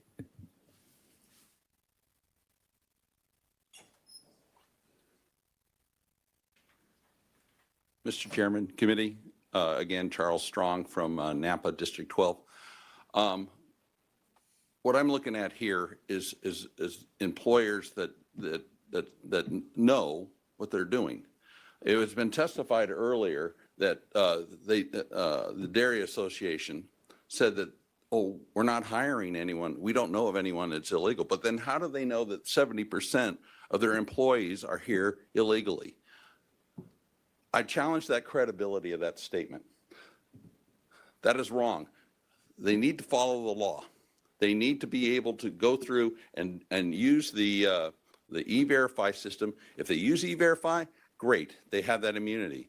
But we darn well know that there are employers out there, the big ones that are out there, that are knowingly hiring illegals.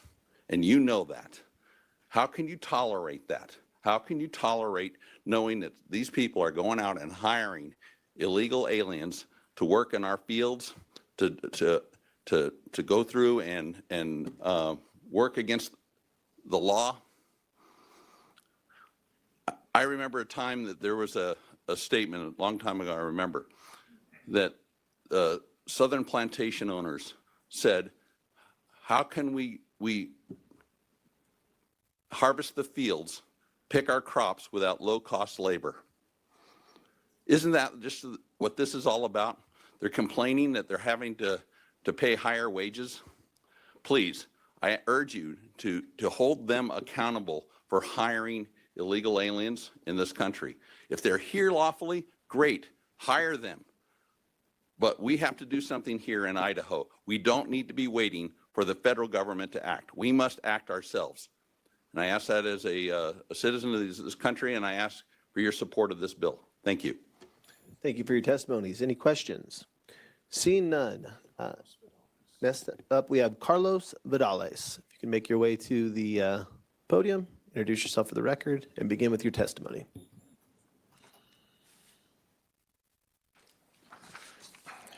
Mr. Chairman, thank you very much, and committee members. Appreciate the opportunity to speak to you second time today. Again, my name is Carlos Vidales, and I stand in support of HB 700. You know, the United States has an illegal immigration problem. The root cause is people that come in droves, uninvited. They pursue a better life. The goals are very commendable. You know, I'm one of them. But their methods are unacceptable. For most foreigners, being allowed to live and work in the United States is a gift of immeasurable value. It is for me. The problem is that we cannot give to everyone who asks. We would do great harm to our citizens, our children, and our grandchildren if we don't limit immigration to reasonable levels. Illegal immigrants keep coming because employers hire them. They would not come otherwise. Why obey laws when breaking them has no consequences?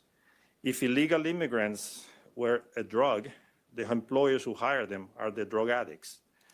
Businesses need to make a profit to thrive, but profits are much more difficult to achieve when your competitors hire illegal immigrants and you do not. Employers to hire illegal immigrants without consequences enjoy a competitive advantage over their peers who obey the law. In the end, it is not illegal immigrants who created the problem. The fault lies with the employers who create a market for illegal immigrant labor. And HB 700 directly addresses these employees. Please support HB 700. It can help level the playing field for law-abiding employers because it will encourage those employers addicted to illegal immigration labor to ditch the habit. So thank you very much. If you have any questions for me. Thank you. Do we have any questions? Seeing none, thank you for your testimony. Tim O'Donnell, if you can make your way to the podium, introduce yourself for the record, and begin with your testimony. Thank you, Mr. Chairman, committee. My name is Tim O'Donnell, representing Secure Idaho. I want to apologize for redundancy in what I'm saying with my colleague because we didn't compare notes beforehand. We support this bill. It's a violation of federal law to knowingly hire unauthorized aliens, yet it continues here in Idaho anyway. This bill aligns with federal law and gives Idaho a necessary tool to enforce violations of state employment regulations. We need to ensure that all businesses are competing on a level playing field and not favor those who are not playing by the rules. Thank you for your time and consideration. Thank you. Any questions for Ms. O'Donnell? Seeing none. Last up, we have Nissa Nagao. If you can make your way to the podium, introduce yourself for the record, and begin with your testimony. Hello, my name is Nissa Nagel. I said it wrong before because I'm a bit nervous. I'm here as a bookkeeper with more than 20 years' experience in business administration, and I'm against House Bill 700. At its core, this bill is seeking compliance with a carrot and a stick. It creates criminality for something that is already regulated by the federal government, and then dangles that you won't face charges if you use the system we tell you to use. In a program that has been showed to be flawed, I mentioned before, in a 10-year period, there was shown to be 130,000 documented errors. I cite that in my written testimony. E-Verify flaws lead to real consequences. And I thought of earlier, but ran out of time, that 17% of Arizona undocumented workers that were found with E-Verify, I wonder what percentage of that 17% were actually in error? And then what was the process that the employee and the employer had to go through to have that corrected. A lot of hiring takes months, and then the actual process of bringing someone on time into the office actually takes months, and then you go through the whole process of the onboarding. It's a long process. Finding a good employee is a big deal. Using E-Verify does add another burden to small business owners. On the website, it says to enroll, it's an 11-step process. You have to provide your EIN, and the website warns that you have to be really careful about answering the questions because errors cause delays. Again, we've talked about how long it takes to hire someone, and then you're adding more time to verify when you're already doing the I-9, which is a verification process. And it also does not protect employers from ICE raids. Glen Valley Foods in South Omaha last June, even though they're a company that complies with E-Verify, they still had an ICE raid and 100 of their employees were detained. So how can the system be flawless if 100 of their employees were detained and they comply with E-Verify? Again, I provided that citation. Adding threat of criminal penalty to small business owners with unnecessary regulatory burden seems at odds with our state that convened the DOGE task force to improve government efficiency and cost reduction. Ms. Nagel, if you can wrap up, we're at time. Thank you. I just would like to say, I want to remind everybody that we're talking about people, and to call them illegals is not very kind. These are human beings. Thank you. Ms. Nagel, do we have any questions for Ms. Nagel? Okay, thank you for your testimony. That concludes our public testimony. If the sponsor would like to give us some closing discussion. Yeah, thank you, Mr. Chair. Again, Kyle Harris, District 7. For one, this is not an E-Verify bill. This is just an enforcement mechanism, and it has a immunity if you use E-Verify. It's federally illegal for you to hire an illegal immigrant in the country, period. This gives criminal accountability to people that knowingly break the law in the state of Idaho. Okay, I am here for accountability. This bill is all about the accountability. If you're using E-Verify, you're free and clear.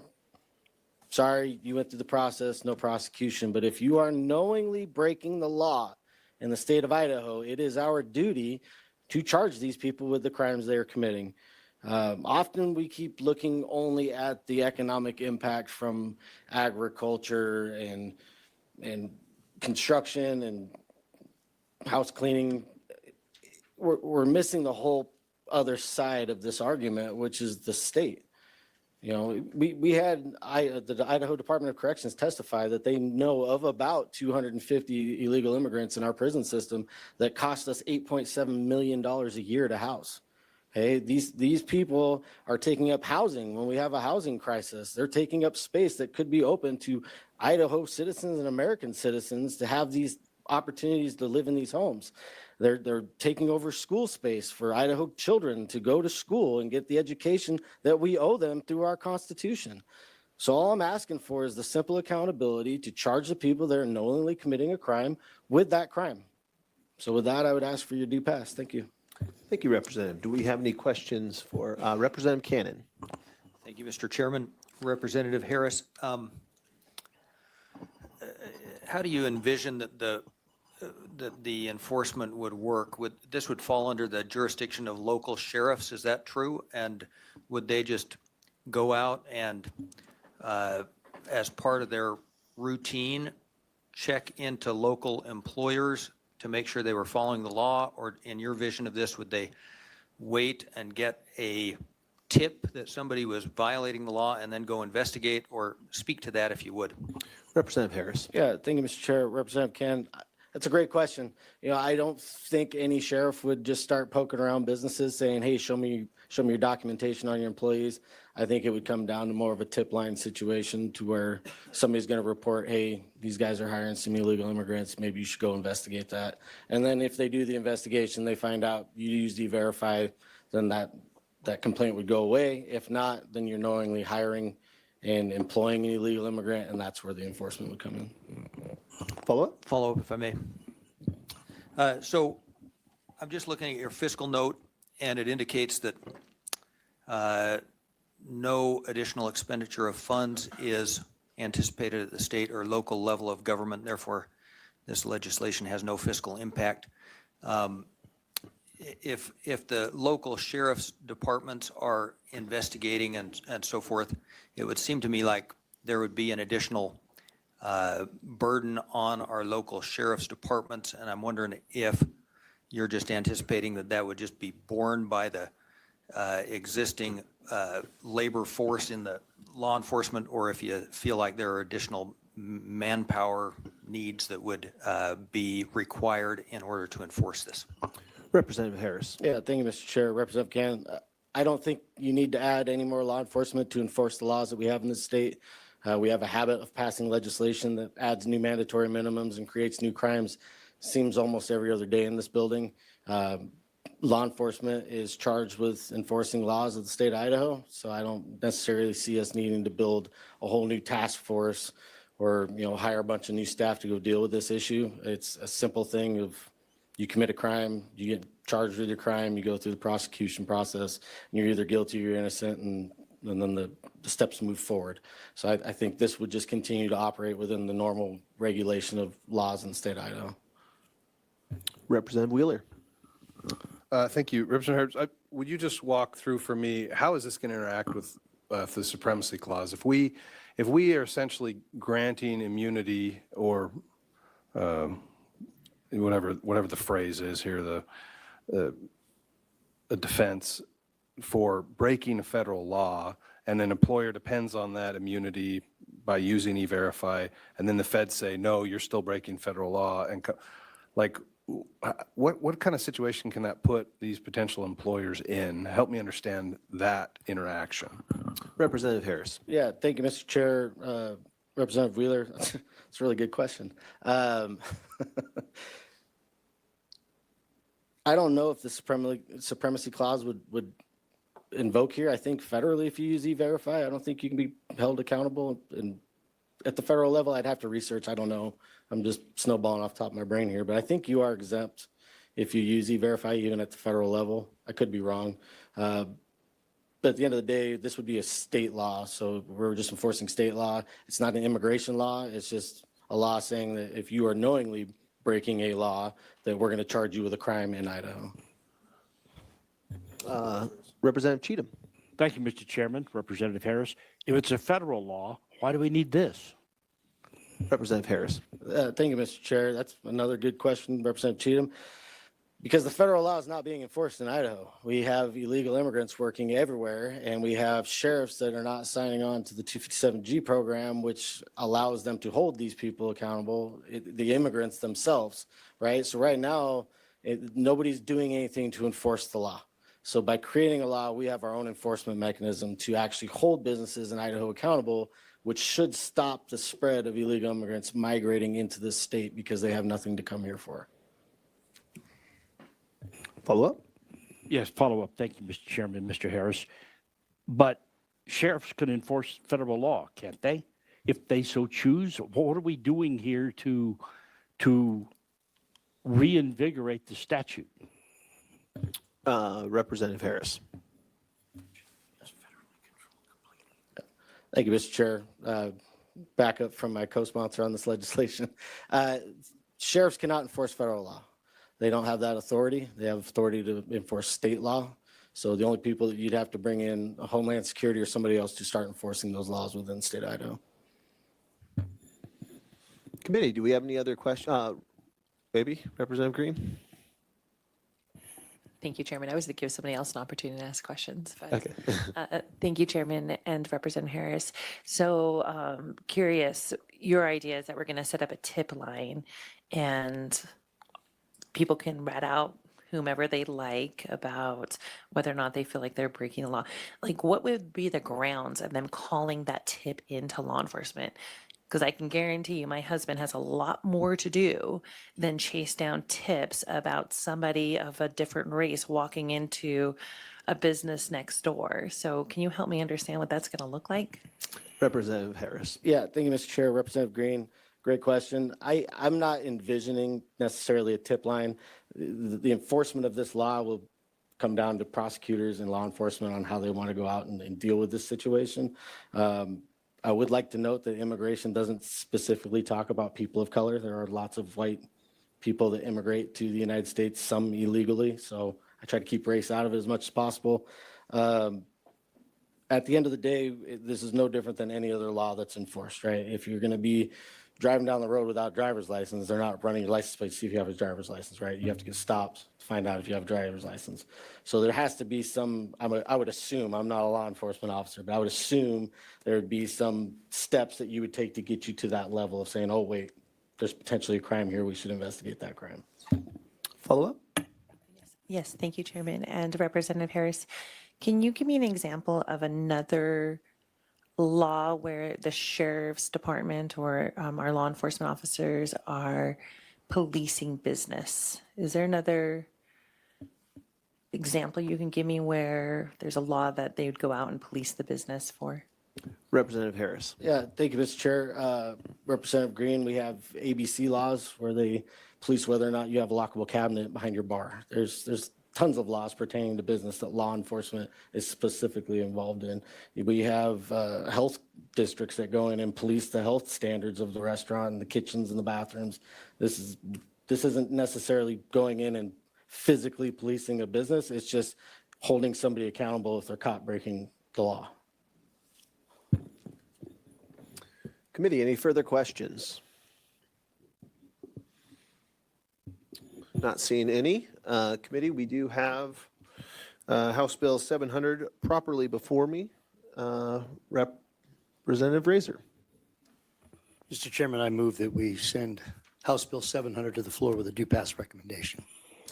Thank you, Representative. We do have a motion to move House Bill 700 to the floor with a due pass recommendation. Any discussion on the motion? Seeing none, all those in favor signify by saying aye. Aye. Any opposed? Nay. Do you wish to be recorded? Wheeler, Green, and Birch. Okay. Oh, he doesn't want to be recorded. All right. Thank you. Last up on our agenda, we have House Bill 645. Representative Monks, if you can introduce yourself for the record and begin with your bill.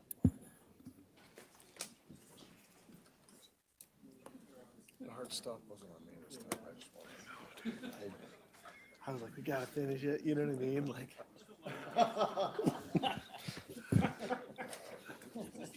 And I thought they were here for 6:45. I did too, Mr. Chairman. I feel kind of bad now that everybody just walked out and left me. Maybe that's good. Mr. Chairman, committee, I will try to be respectful for your time here. Been here a bit. About 30% of our American workforce has a different relationship than most, and they work as independent contractors. And especially with our gig employees, you're seeing that much more as a preferred way of working, where people have a lot more freedom in how they set their schedules and how they work and who they work for. And you'll see them, they work for multiple different companies, whether it's Lyft or Uber or Uber Eats or whatever they want to do.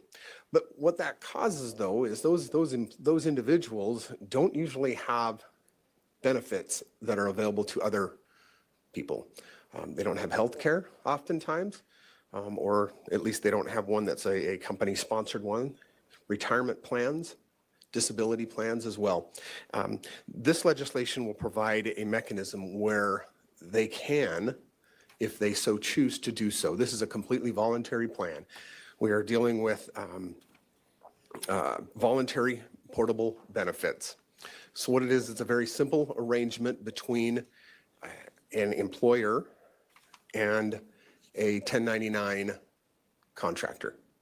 So if a 1099 contractor wants to have that as part of their benefit package, they can do it. The reason they can't do it right now is because once you start offering some sort of benefit to them besides just a contractual amount that you agreed upon, then they're starting to look at that employee-employer relationship, and then we run into problems that way. this just sets some clear language that if you do have one of those, it's a voluntary program and it would not necessitate or require that they become subject to that employee-employer relationship. I do have an expert here, Ms. Justan Rice, that if I need to, I will phone a friend if you have questions that I can't quite answer. But I do want to make sure I point out some of just the real important things here. This is voluntary. Nobody has to do it. It's got to be an agreement between that employer and the 1099 employee. And it doesn't affect any existing employees, doesn't affect any existing benefits that are out there. And one of the benefits is this does encourage people who are 1099 employees to get some of those benefits that would be available through health insurance, through retirement plans. These are all good things that we want them to have, and this allows them to do that. With that, I'll be quiet now. I see some lights already. Thank you, Representative. Representative Palmer. Mr. Chairman, is there anybody signed up to Yes, testify we against have. this? I'm sorry? Is there anybody signed up to testify against the bill? Yes, we have 2 signed up to testify against. Going to be an early motion. Representative Wheeler. Representative Monks, I'm just curious, seeing committee, do I need to ask for permission to refer to pending legislation? Just trying to keep a theme here. Would an employer under House Bill 704 have to use E-Verify if they had a 1099 relationship like this? Representative Monks. Thank you. Representative Wheeler, Chairman Redmond. 1099 employees, in my understanding, don't have to, but that's not my bill. I'm not the expert on 704 or 700, so I would suggest that you ask the sponsors of those legislation. Follow-up. Follow-up. All right, I'll try for one that may be more in your expertise. Is there any specific sort of bank account or receiving account that a 1099 employee would have to have set up to receive these benefits? Does that change that nature at all? Representative Monks. Thank you, Chairman. Representative Wheeler. If you're on page 2 there, if you talk about how it's administered, it's pretty simple, and it just says any person or entity, whether public or private, may voluntarily contribute funds to a boardable benefits account for an independent contractor. And so that would be something that would have to be agreed upon by the employer and the independent contractor as far as to find out how they want to set up that funds for them to donate to that particular thing. Again, a 1099 employee, they do have to have essentially a W-9, which they're filling out. And so they are attesting whether or not they're legal. Also, banks do have requirements as far as if you're looking at the illegal aliens. Again, we're not trying to deal with anything here. There's plenty of other laws dealing with that. We're not trying to touch or adjust any of that at this particular point. But there are plenty of laws in place that would prohibit that anyway. And you can, as a employer, hire a foreign company if you want. You can hire them if you want. There's actually a W-8BEN or a W-8BENE if it's an entity versus an individual. So a legal resident here who's has a work visa or whatever else, they can be 1099 employees, and there's a process for that. And those are the forms that they would have to have in order to be able to receive these types of benefits. Thank you, Representative. Representative Harris. Yeah, thank you, Mr. Chair. Representative Monks, just so I can get a very base understanding of what the concept of this legislation is. So what you're suggesting is, let's stay in like the realm of construction. A general contractor would hire an electrician as a 1099 sub, right? The general, if this passes, the general would be able to offer a retirement benefit, a healthcare plan, something like that, without bridging the line that says now you are an employee of mine, correct? Representative. Chairman and Representative Harris, yes. However, I would just clarify, though, this doesn't change that definitions of what an employer is. This just says, if you do those things, we're not going to change the definitions. So if they are the only employee working for that company and it can be demonstrated that they are truly an employee, then we're not touching that. Thank you. Any further questions? All righty, we'll start with the public testimony. Thank you, Representative Monks.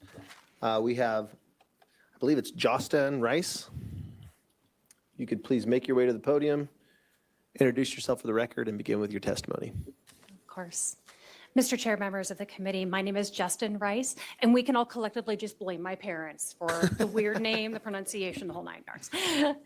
Anyway, thank you for having me here today. I represent the Libertas Institute. We are headquartered in Salt Lake City, Utah. And just for a little bit of background, I did want to let you know that the Libertas Institute actually was the primary architect of this model language, which passed in Utah unanimously in 2023. Since then, we've had a few more states that have jumped on the bandwagon for portable benefits. And so far that we've also had a great deal of support for those benefits. So without further ado, the reality of work in Idaho and across America has fundamentally changed. Hundreds of thousands of Idahoans earn income as independent contractors, driving, delivering, consulting, building, and creating. They value the flexibility and autonomy that comes with that work. But too often they face a painful trade-off: independence in exchange for the benefits that help them manage risk and plan for the future. HB 645 solves that problem without mandates, without bureaucracy, and without reclassifying workers. It simply creates a legal framework that allows hiring parties to voluntarily contribute to portable benefit accounts owned by the contractors. The benefits follow the worker, not the job. Critically, the bill is explicit that these contributions cannot be used as evidence of employment status, as Representative Monk spoke to. That protection is essential. It removes a legal barrier that has prevented many companies from offering this kind of support in the first place. The tax provisions further strengthen the incentives. Deductions for hiring parties and income exclusions for contractors create a genuine win-win. With that, we urge you to vote in favor of HB 645. Thank you, Ms. Rice. Do we have any questions for Ms. Rice? Representative Cannon. Thank you, Mr. Chairman. Ms. Rice. So contractors can have a contractual relationship with lots of different companies and so forth. Where this is played out in Utah and or other states, are there scenarios where you've got these portable plans with a contractor that has in essence multiple portable plans with different entities with whom they have a contractual relationship, and how does that play out? Is it super complicated or is it pretty easy? Sure. Mr. Chairman, Representative Cannon, thank you for your question. The answer to that is that yes, independent contractors can have work with different entities that can voluntarily provide them with contributions to their portable benefits account. It's actually quite simple, while it may sound overly complicated to be certain. The one thing that's really important here is that one is voluntary for the hiring entity as well as for the independent contractor. The portable benefits account belongs to the contractor. So what that means is that it could be a banking institution, it could be a different platform. I'm going to give you an example that there are actually two platforms that provide portable benefit accounts specifically for this very reason. One of them is Stride Health, the other is called RocketMed. And so what this does, it allows for the contractor to go out and seek a portable benefits account from whatever entity may be, institution may be offering those things. So once they have that account, then when they go to contract with an entity, this can be part of that contract negotiation, is to say, look, I have a portable benefits account. If you would like to contribute to the portable benefits account, we can certainly do that. Now, this might be a withholding from the income of the independent contractor. They can certainly make that arrangement to say, if I'm paid $200 a week, would you please put $150 into my portable benefits account and then $50 into my bank account? So there is a great deal of flexibility here. The thing too is that, sorry, I'm being long-winded here, I just want to make sure I'm thorough, is that when a contract ends, so if an independent contractor chooses to no longer work for, let's say, Lyft or Uber or DoorDash, that they have the opportunity to keep that portable benefits account. It follows them. So they're not losing that opportunity. Like I said, it follows the worker, not the hiring entity. I hope that answers your question. Thank you. Representative Cheatham. Thank you, Mr. Chairman. Ms. Rice, are there tax implications of these portable benefit accounts for employer or employee? Ms. Rice. Mr. Chair, Representative Cheatham. What this does actually provide a tax benefit. So what this does is it actually follows what benefit structures are typically seen within typical employment situations. So any contribution that is made by the entity, 100% of that can be written off as a business expense. When it comes to the contractor, the 100% of those contributions are not reported on their income. So that is where there's sort of a mutual win-win here, one for the hiring entity as well as for the independent contractor. Representative Barbier. Thank you, Mr. Chairman. Ms. Rice, I'm curious about lapses in employment. What, do these policies lapse after a certain amount of time, or how does it work in terms of making sure that there is a constant contribution? Ms. Rice. Of course, Mr. Chairman, Representative Barbieri. What this does is it's completely voluntary both ways. So like I said, if an entity decides that they're not going to contribute to that account, that is no problem at all. That's just not within the contractual obligation between the entity and the contractor. Now, what happens is that when contributions are made to a portable benefits account, is that employee, or that independent contractor has the opportunity to opt in to whatever plans that they wish. So that might be for healthcare, that might be for retirement, that might be any number of savings, any number of things.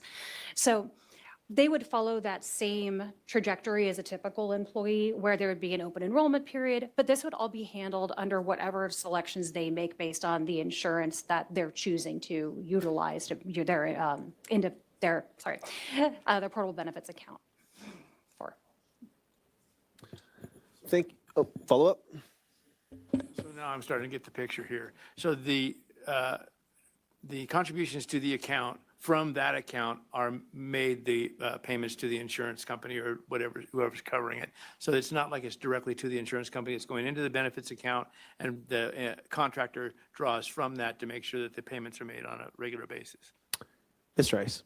Mr. Chair, Representative Barbieri, that is absolutely correct. Committee, do we have any further questions? Seeing none, thank you for your testimony. Thank you so much for having me. Yeah. Next up, we have Gil Aroset. Hi. Sorry, I couldn't quite read it. Please introduce yourself for the record and begin with your testimony.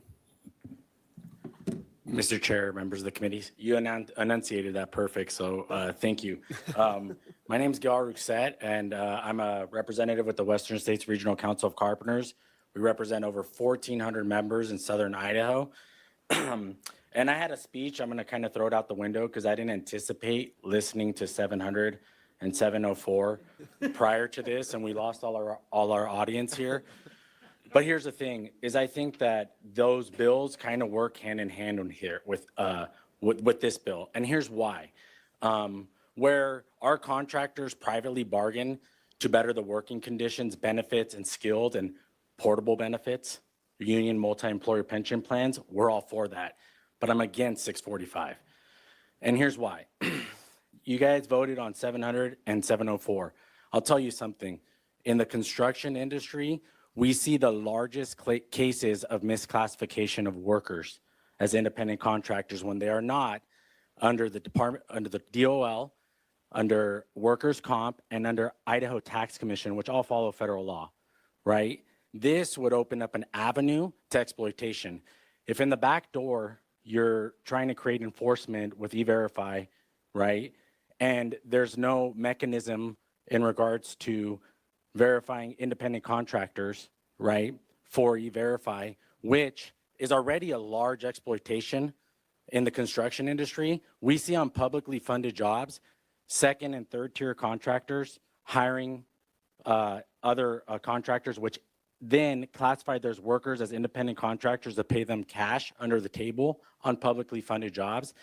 This would allow an avenue for contractors to hire, which a lot of times we see this misclassification happen to undocumented workers. I'm not here to speak on behalf of 700, 704.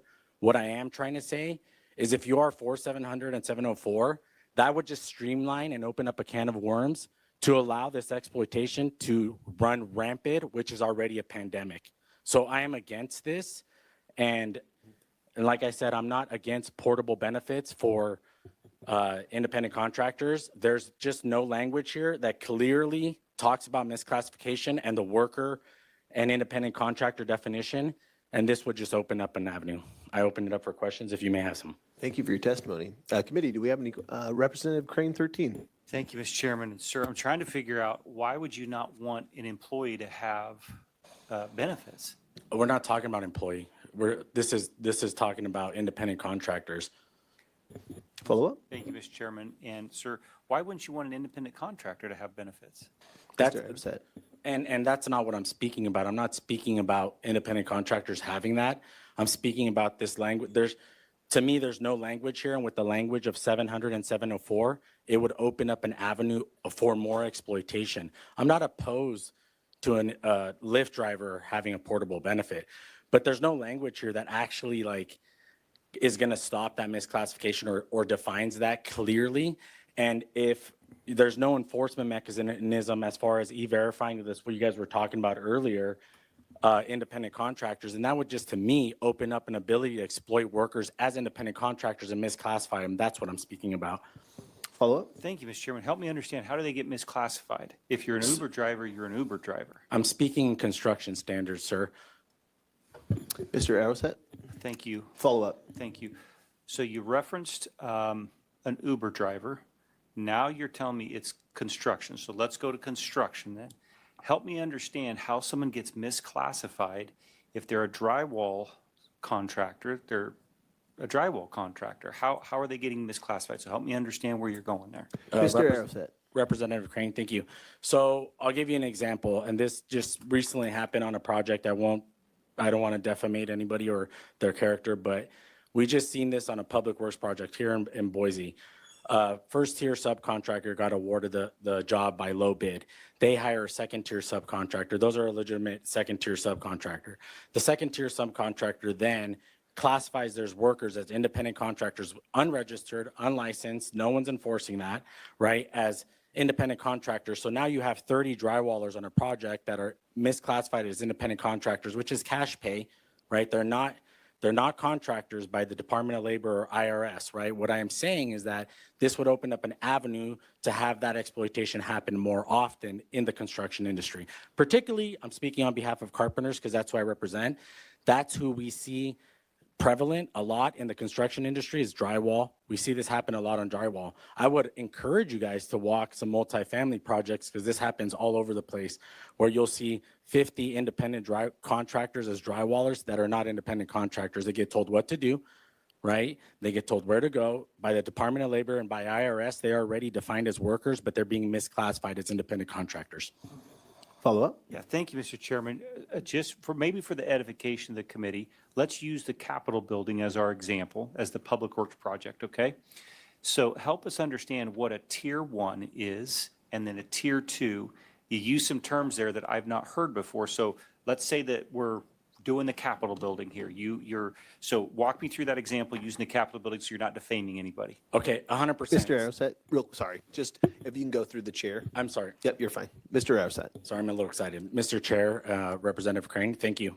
I apologize. You're fine. So an example under the Capitol, let's say that the Capitol had a remodel to do some, knock down these walls, redo the steel stud framing as well as the finish work, right?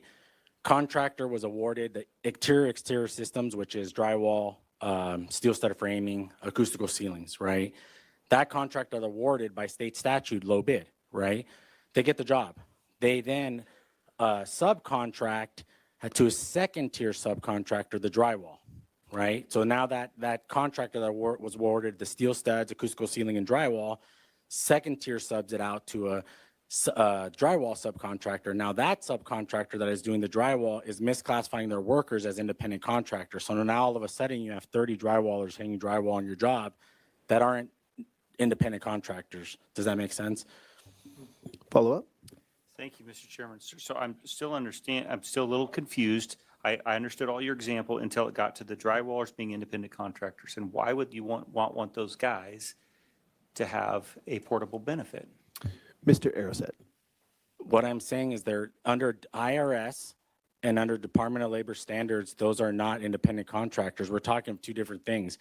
In the classification of independent contractor, you have to be able to essentially, in the construction industry, you're getting told what to do, you're giving the resources. Those are all DOL standards. So that's already defined. Those workers are not independent contractors. You don't have 30 drywallers on a job hanging drywall by DOL, and here's the thing, there's another thing, there's a level of safety mechanism to that. When we're talking about workers' comp, when a lot of these workers are misclassified as independent contractors, then there's a liability. There's a liability in regards to workers' comp because a lot of times they're told, hey, go get a contractor registration. Like I said earlier, a lot of these workers are undocumented, so they don't know labor law. So they don't go out and get workers' comp, right? So at the end of the day, now we're having a safety liability on the project because these workers are hanging drywall. They think they're workers, but they're independent contractors, right? I'm speaking on behalf of misclassification. You don't have 30 drywallers independently classified under federal, state law for DOL or for the IRS code. That is not that is not in the construction industry. You're talking, I believe, of Uber drivers and Lyft, which is I'm not opposed to. Representative Ehlers. Thank you, Mr. Chairman. Mr. Aderos. So do you have the bill in front of you? Mr. Arrowset. I can pull it out. Okay. Mr. Chairman, looking at page 1, line 24 gives the definition of an independent contractor, which to me matches the existing definition of independent contractor that we already have in state code and really lines up, I think, with the federal version of independent contractor. So is your concern just about the enforcement of the existing definition of independent contractor? Mr. Arrowset. Mr. Chair and Representative Ehlers. Ehlers, sorry, I apologize. What line item, could you repeat what line item that was? Representative Ehlers. Yeah, Mr. Chair, page 1, line 24 and onward, 24 to 28. Mr. Arrowset.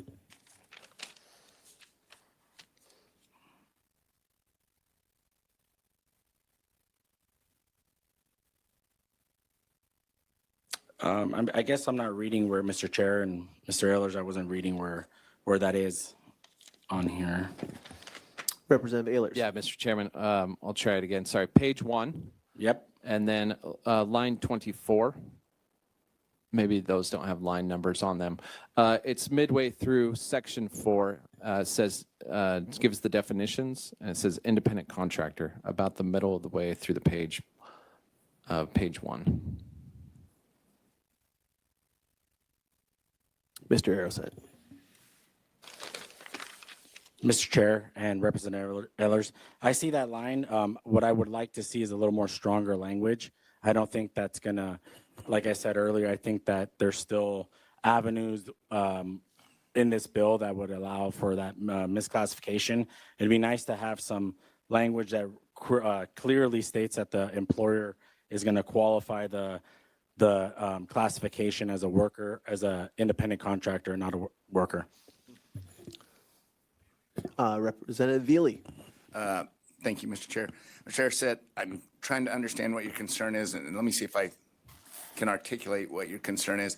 Are you saying that this makes it more amenable for a worker to be classified as a contractor because that worker can still receive benefits versus saying, no, don't classify me as a contractor. I need to be an employee so I can receive benefits? Mr. Arrowset. Mr. Chairman, Representative Veely, no, what I'm saying is in conjunction with the other bills that were just read is I think what we're talking about here is we're talking about portable benefits with actual independent contractors. And what I'm stating is that if with the House Bill 700 and 704, we're creating an avenue of workers that are going to be undocumented now, that are going to be kind of left behind, and allow the ability in an industry that already misclassifies a lot of workers to be 1099 as independent contractors, and no one's verifying that under 700 or 704. So what I'm saying is this creating another avenue in a construction industry that already is prevalent in misclassification of workers. Committee. Representative Harris. Yeah, thank you, Mr. Chair. I think I'm going to take a stab at this one because I think I understand what he's saying now. So essentially what the argument is that I'm understanding you arguing at this point is that if we were to pass House Bill 700 and 704 all the way through this body, get signed into law, what he's suggesting is that industries like dairy, for example, would now classify all their employees as 1099 employees because then they can now get benefits through this legislation if this were to pass. Mr. Aroset, is that? Are we getting closer? Mr. Chair and Mr. Harris, I think that we're probably a little far off on what I'm trying to articulate here. I apologize if I'm confusing the room a little more. I don't mean to talk about ag. I have no understanding of ag or any other industry. I can only speak on behalf of carpenters, which I represent, right? What I am saying, why I was referencing 700 and 704 is my understanding of those bills, then there would be a lot of undocumented workers. I don't know the enforcement. I didn't go into the weeds or details on what that would look like.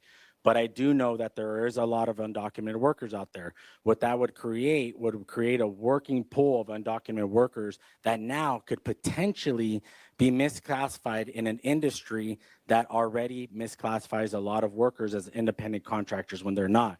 Because when you have undocumented workers, a lot of times in the construction industry, that is the industry where we see a lot of misclassified undocumented workers. So what I am saying is, if you have the enforcement of 700 and 704, then you may potentially see a lot of those ag workers now come into the construction industry, and a contractor that may be a second tier subcontractor say, hey, I'll hire you as a 1099 subcontractor to come hang this drywall. And then there's no enforcement of the 700 or 704 on that independent contractor.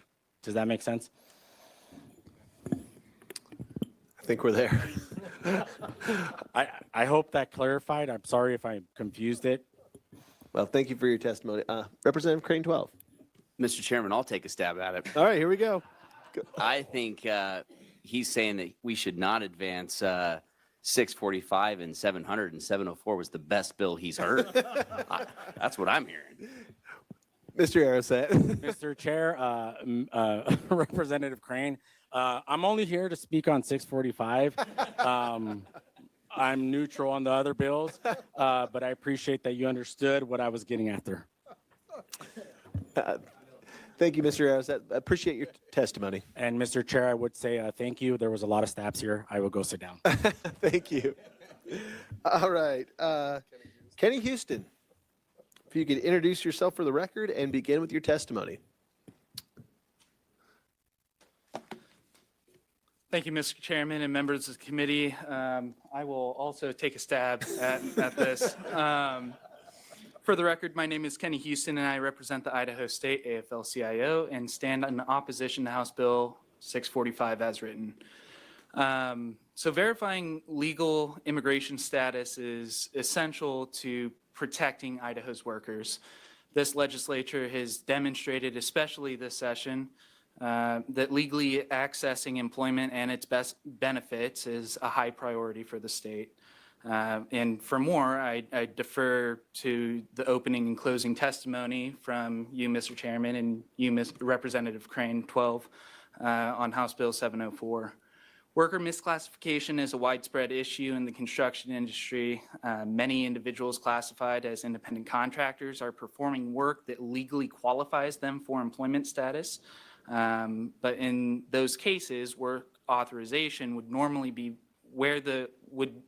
verified, but there's no comparable verification process for 1099 contractors in law or in any pending legislation this year.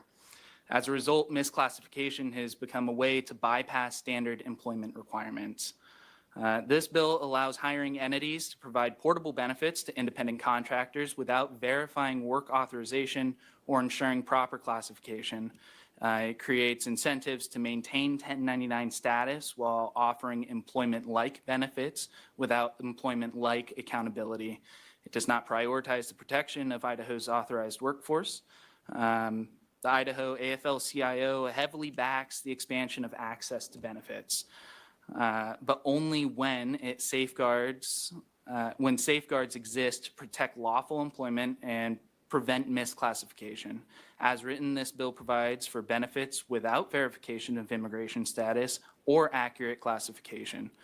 We advocate for Idaho's workers and believe that jobs provide benefits, jobs that provide benefits should go to legal Idaho workers, not illegal immigrants. And for these reasons, we must oppose the bill in its current form. And with that, Mr. Chairman, I stand for questions. Thank you, Mr. Houston. Committee, Representative Wheeler. Thank you, Mr. Chairman. Mr. Houston, question. You sound like the statement you've made on a couple occasions is that as written, you oppose this bill. Could you share with us if there are some amendments or changes that would make this bill palatable from your perspective? Mr. Houston. Mr. Chairman and Representative Wheeler, I think that, the stated intent of this legislation is to provide portable benefit plan offerings exclusively to those gig economy workers. And that's something that, we are in firm support of. But, I think that with the broader issues of the current state of the construction industry, we're concerned that this is providing a pathway for employers to almost incentivize people who've been classified as 1099 to not report that they have been misclassified, because now they're receiving a contribution to this portable benefits plan, as opposed to just going and reporting that issue, being correctly classified, and receiving a whole suite of benefits, as opposed to what narrow sliver of that benefits pie, if you will. Representative Harris. Thank you, Mr. Chair. Mr. Houston, did I just hear you say, uh-oh? You may have. Mr. Chair, Mr. Houston, under the misclassification, I believe I already touched on it in the previous debate. Doesn't Idaho currently have strict classification laws, and don't we have agencies that enforce those laws? And if you're caught, wouldn't you be punished by committing fraud at that point, or defrauding the state of the employer-employee relationship and benefits and taxes and all the things that go along with that, which is why 1099 is separate? So how do you think this is going to affect the current laws that we have, and how do you think this would loosen any of the current laws that we currently have for that relationship? Mr. Houston. Mr. Chairman, Representative Harris, and I do apologize, Representative Wheeler, I don't think I touched on all of the proposed amendments that we might have. Representative Harris, you're absolutely correct. There are laws on the books that say what qualifies and what does not qualify as a 1099 employee. I think that one step that we think could go a world in improving this situation that we're seeing is if we included a provision that said something to the effect that either the employer or this independent contractor must certify with the Industrial Commission or with the Department of Labor that an employee, that this 1099 contractor does in fact qualify as a 1099 contractor before voluntary contributions to this portable benefit plan could start. I don't think that what we've seen in the construction world, the Department of Labor or the Industrial Commission do the best of jobs when it comes to investigating those cases where an employee has been misclassified, or rectifying those issues when those issues come to light. Follow up? Yeah, thank you, Mr. Chair. So just so I get a better understanding of the stance that your body is taking on this legislation, if this bill were to amend it to exclude, the benefit package for trades or construction and just kept it towards gig economy, Ubers and DoorDash, whatever drivers, would you guys still have the same stance, or would your stance be different? Mr. Houston. Mr. Chairman and Representative Harris, I don't think that, we have rectified the issue of there is no existing process for 1099 employees to be verified to be lawfully here.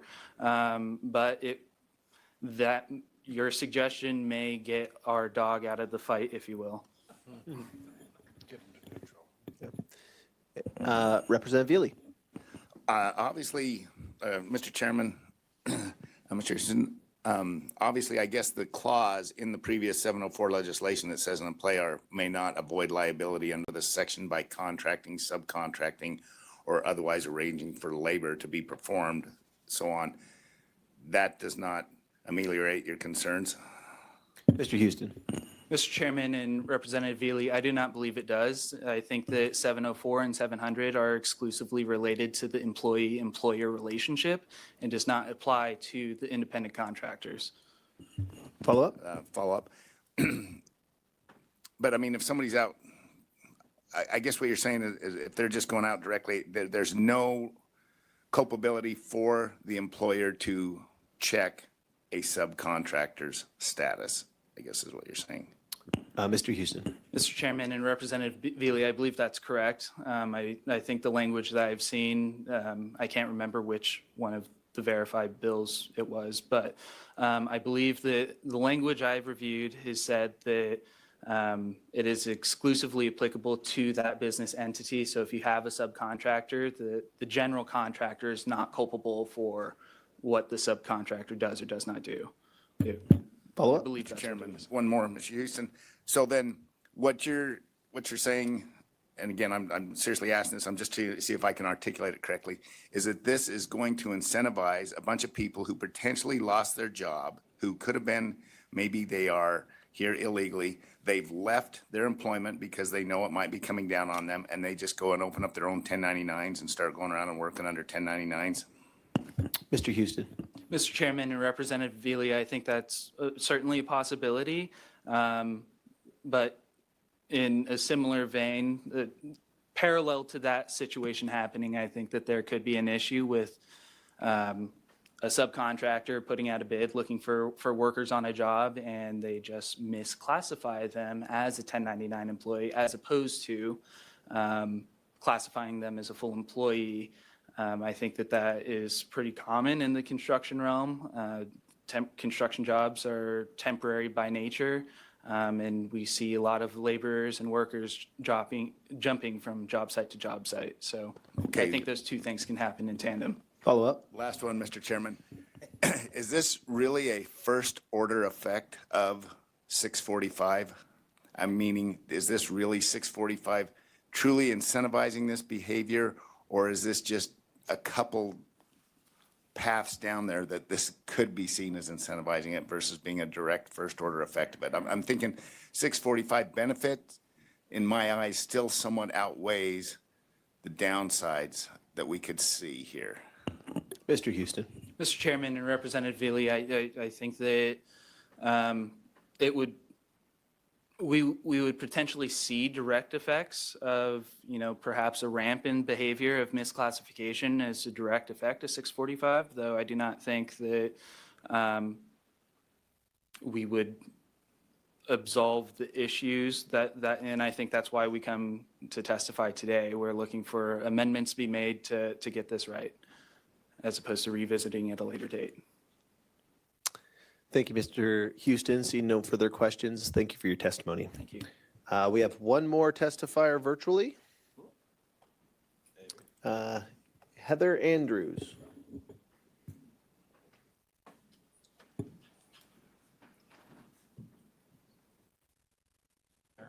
Nope. Looks like maybe she dropped off. So Representative Monks, would you like to make your way and give us some closing arguments? Thank you, Mr. Chairman.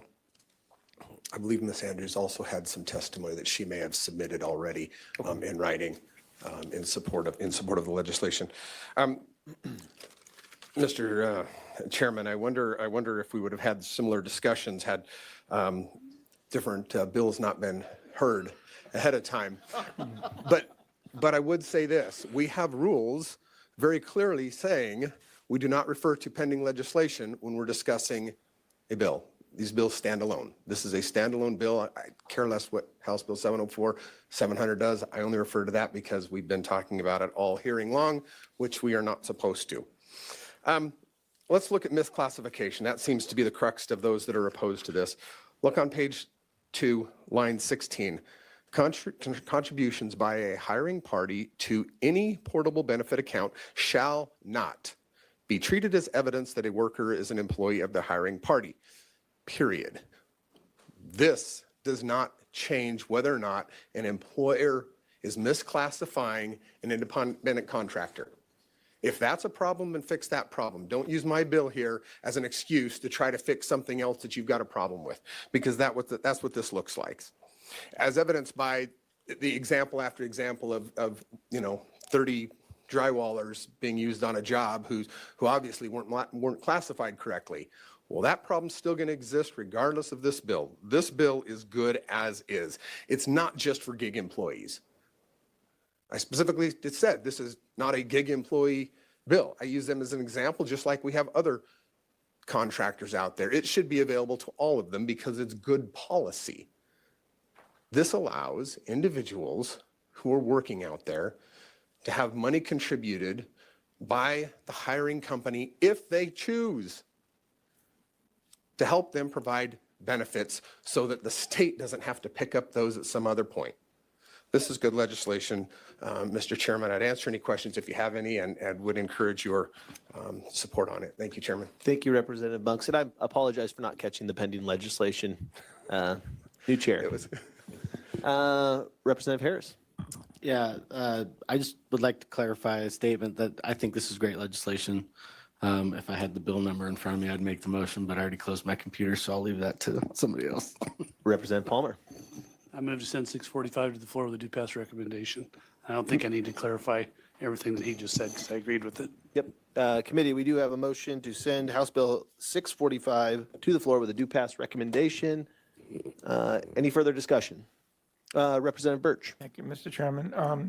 I'm not going to support the motion at this time, but I do reserve the right to, reconsider this on the House floor. The reason is I just want to further understand what some of the impacts are that may not be self-evident and so forth, and and what the consequences might be. I've heard some things in testimony here that I think are of some concern, and whether they're unintended or unintended consequences, I think it's important to understand that. So for right now, I just need to know more before I can support that motion.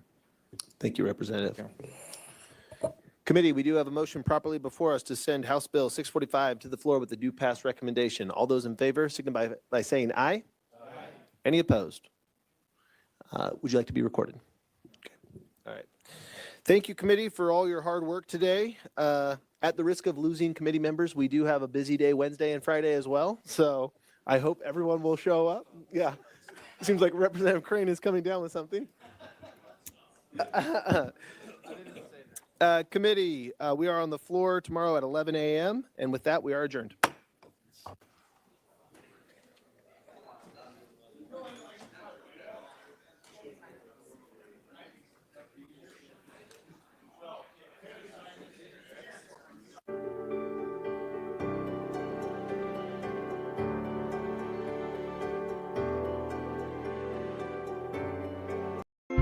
I think it puts a stake in the ground that says we have a sovereign right to protect what's ours.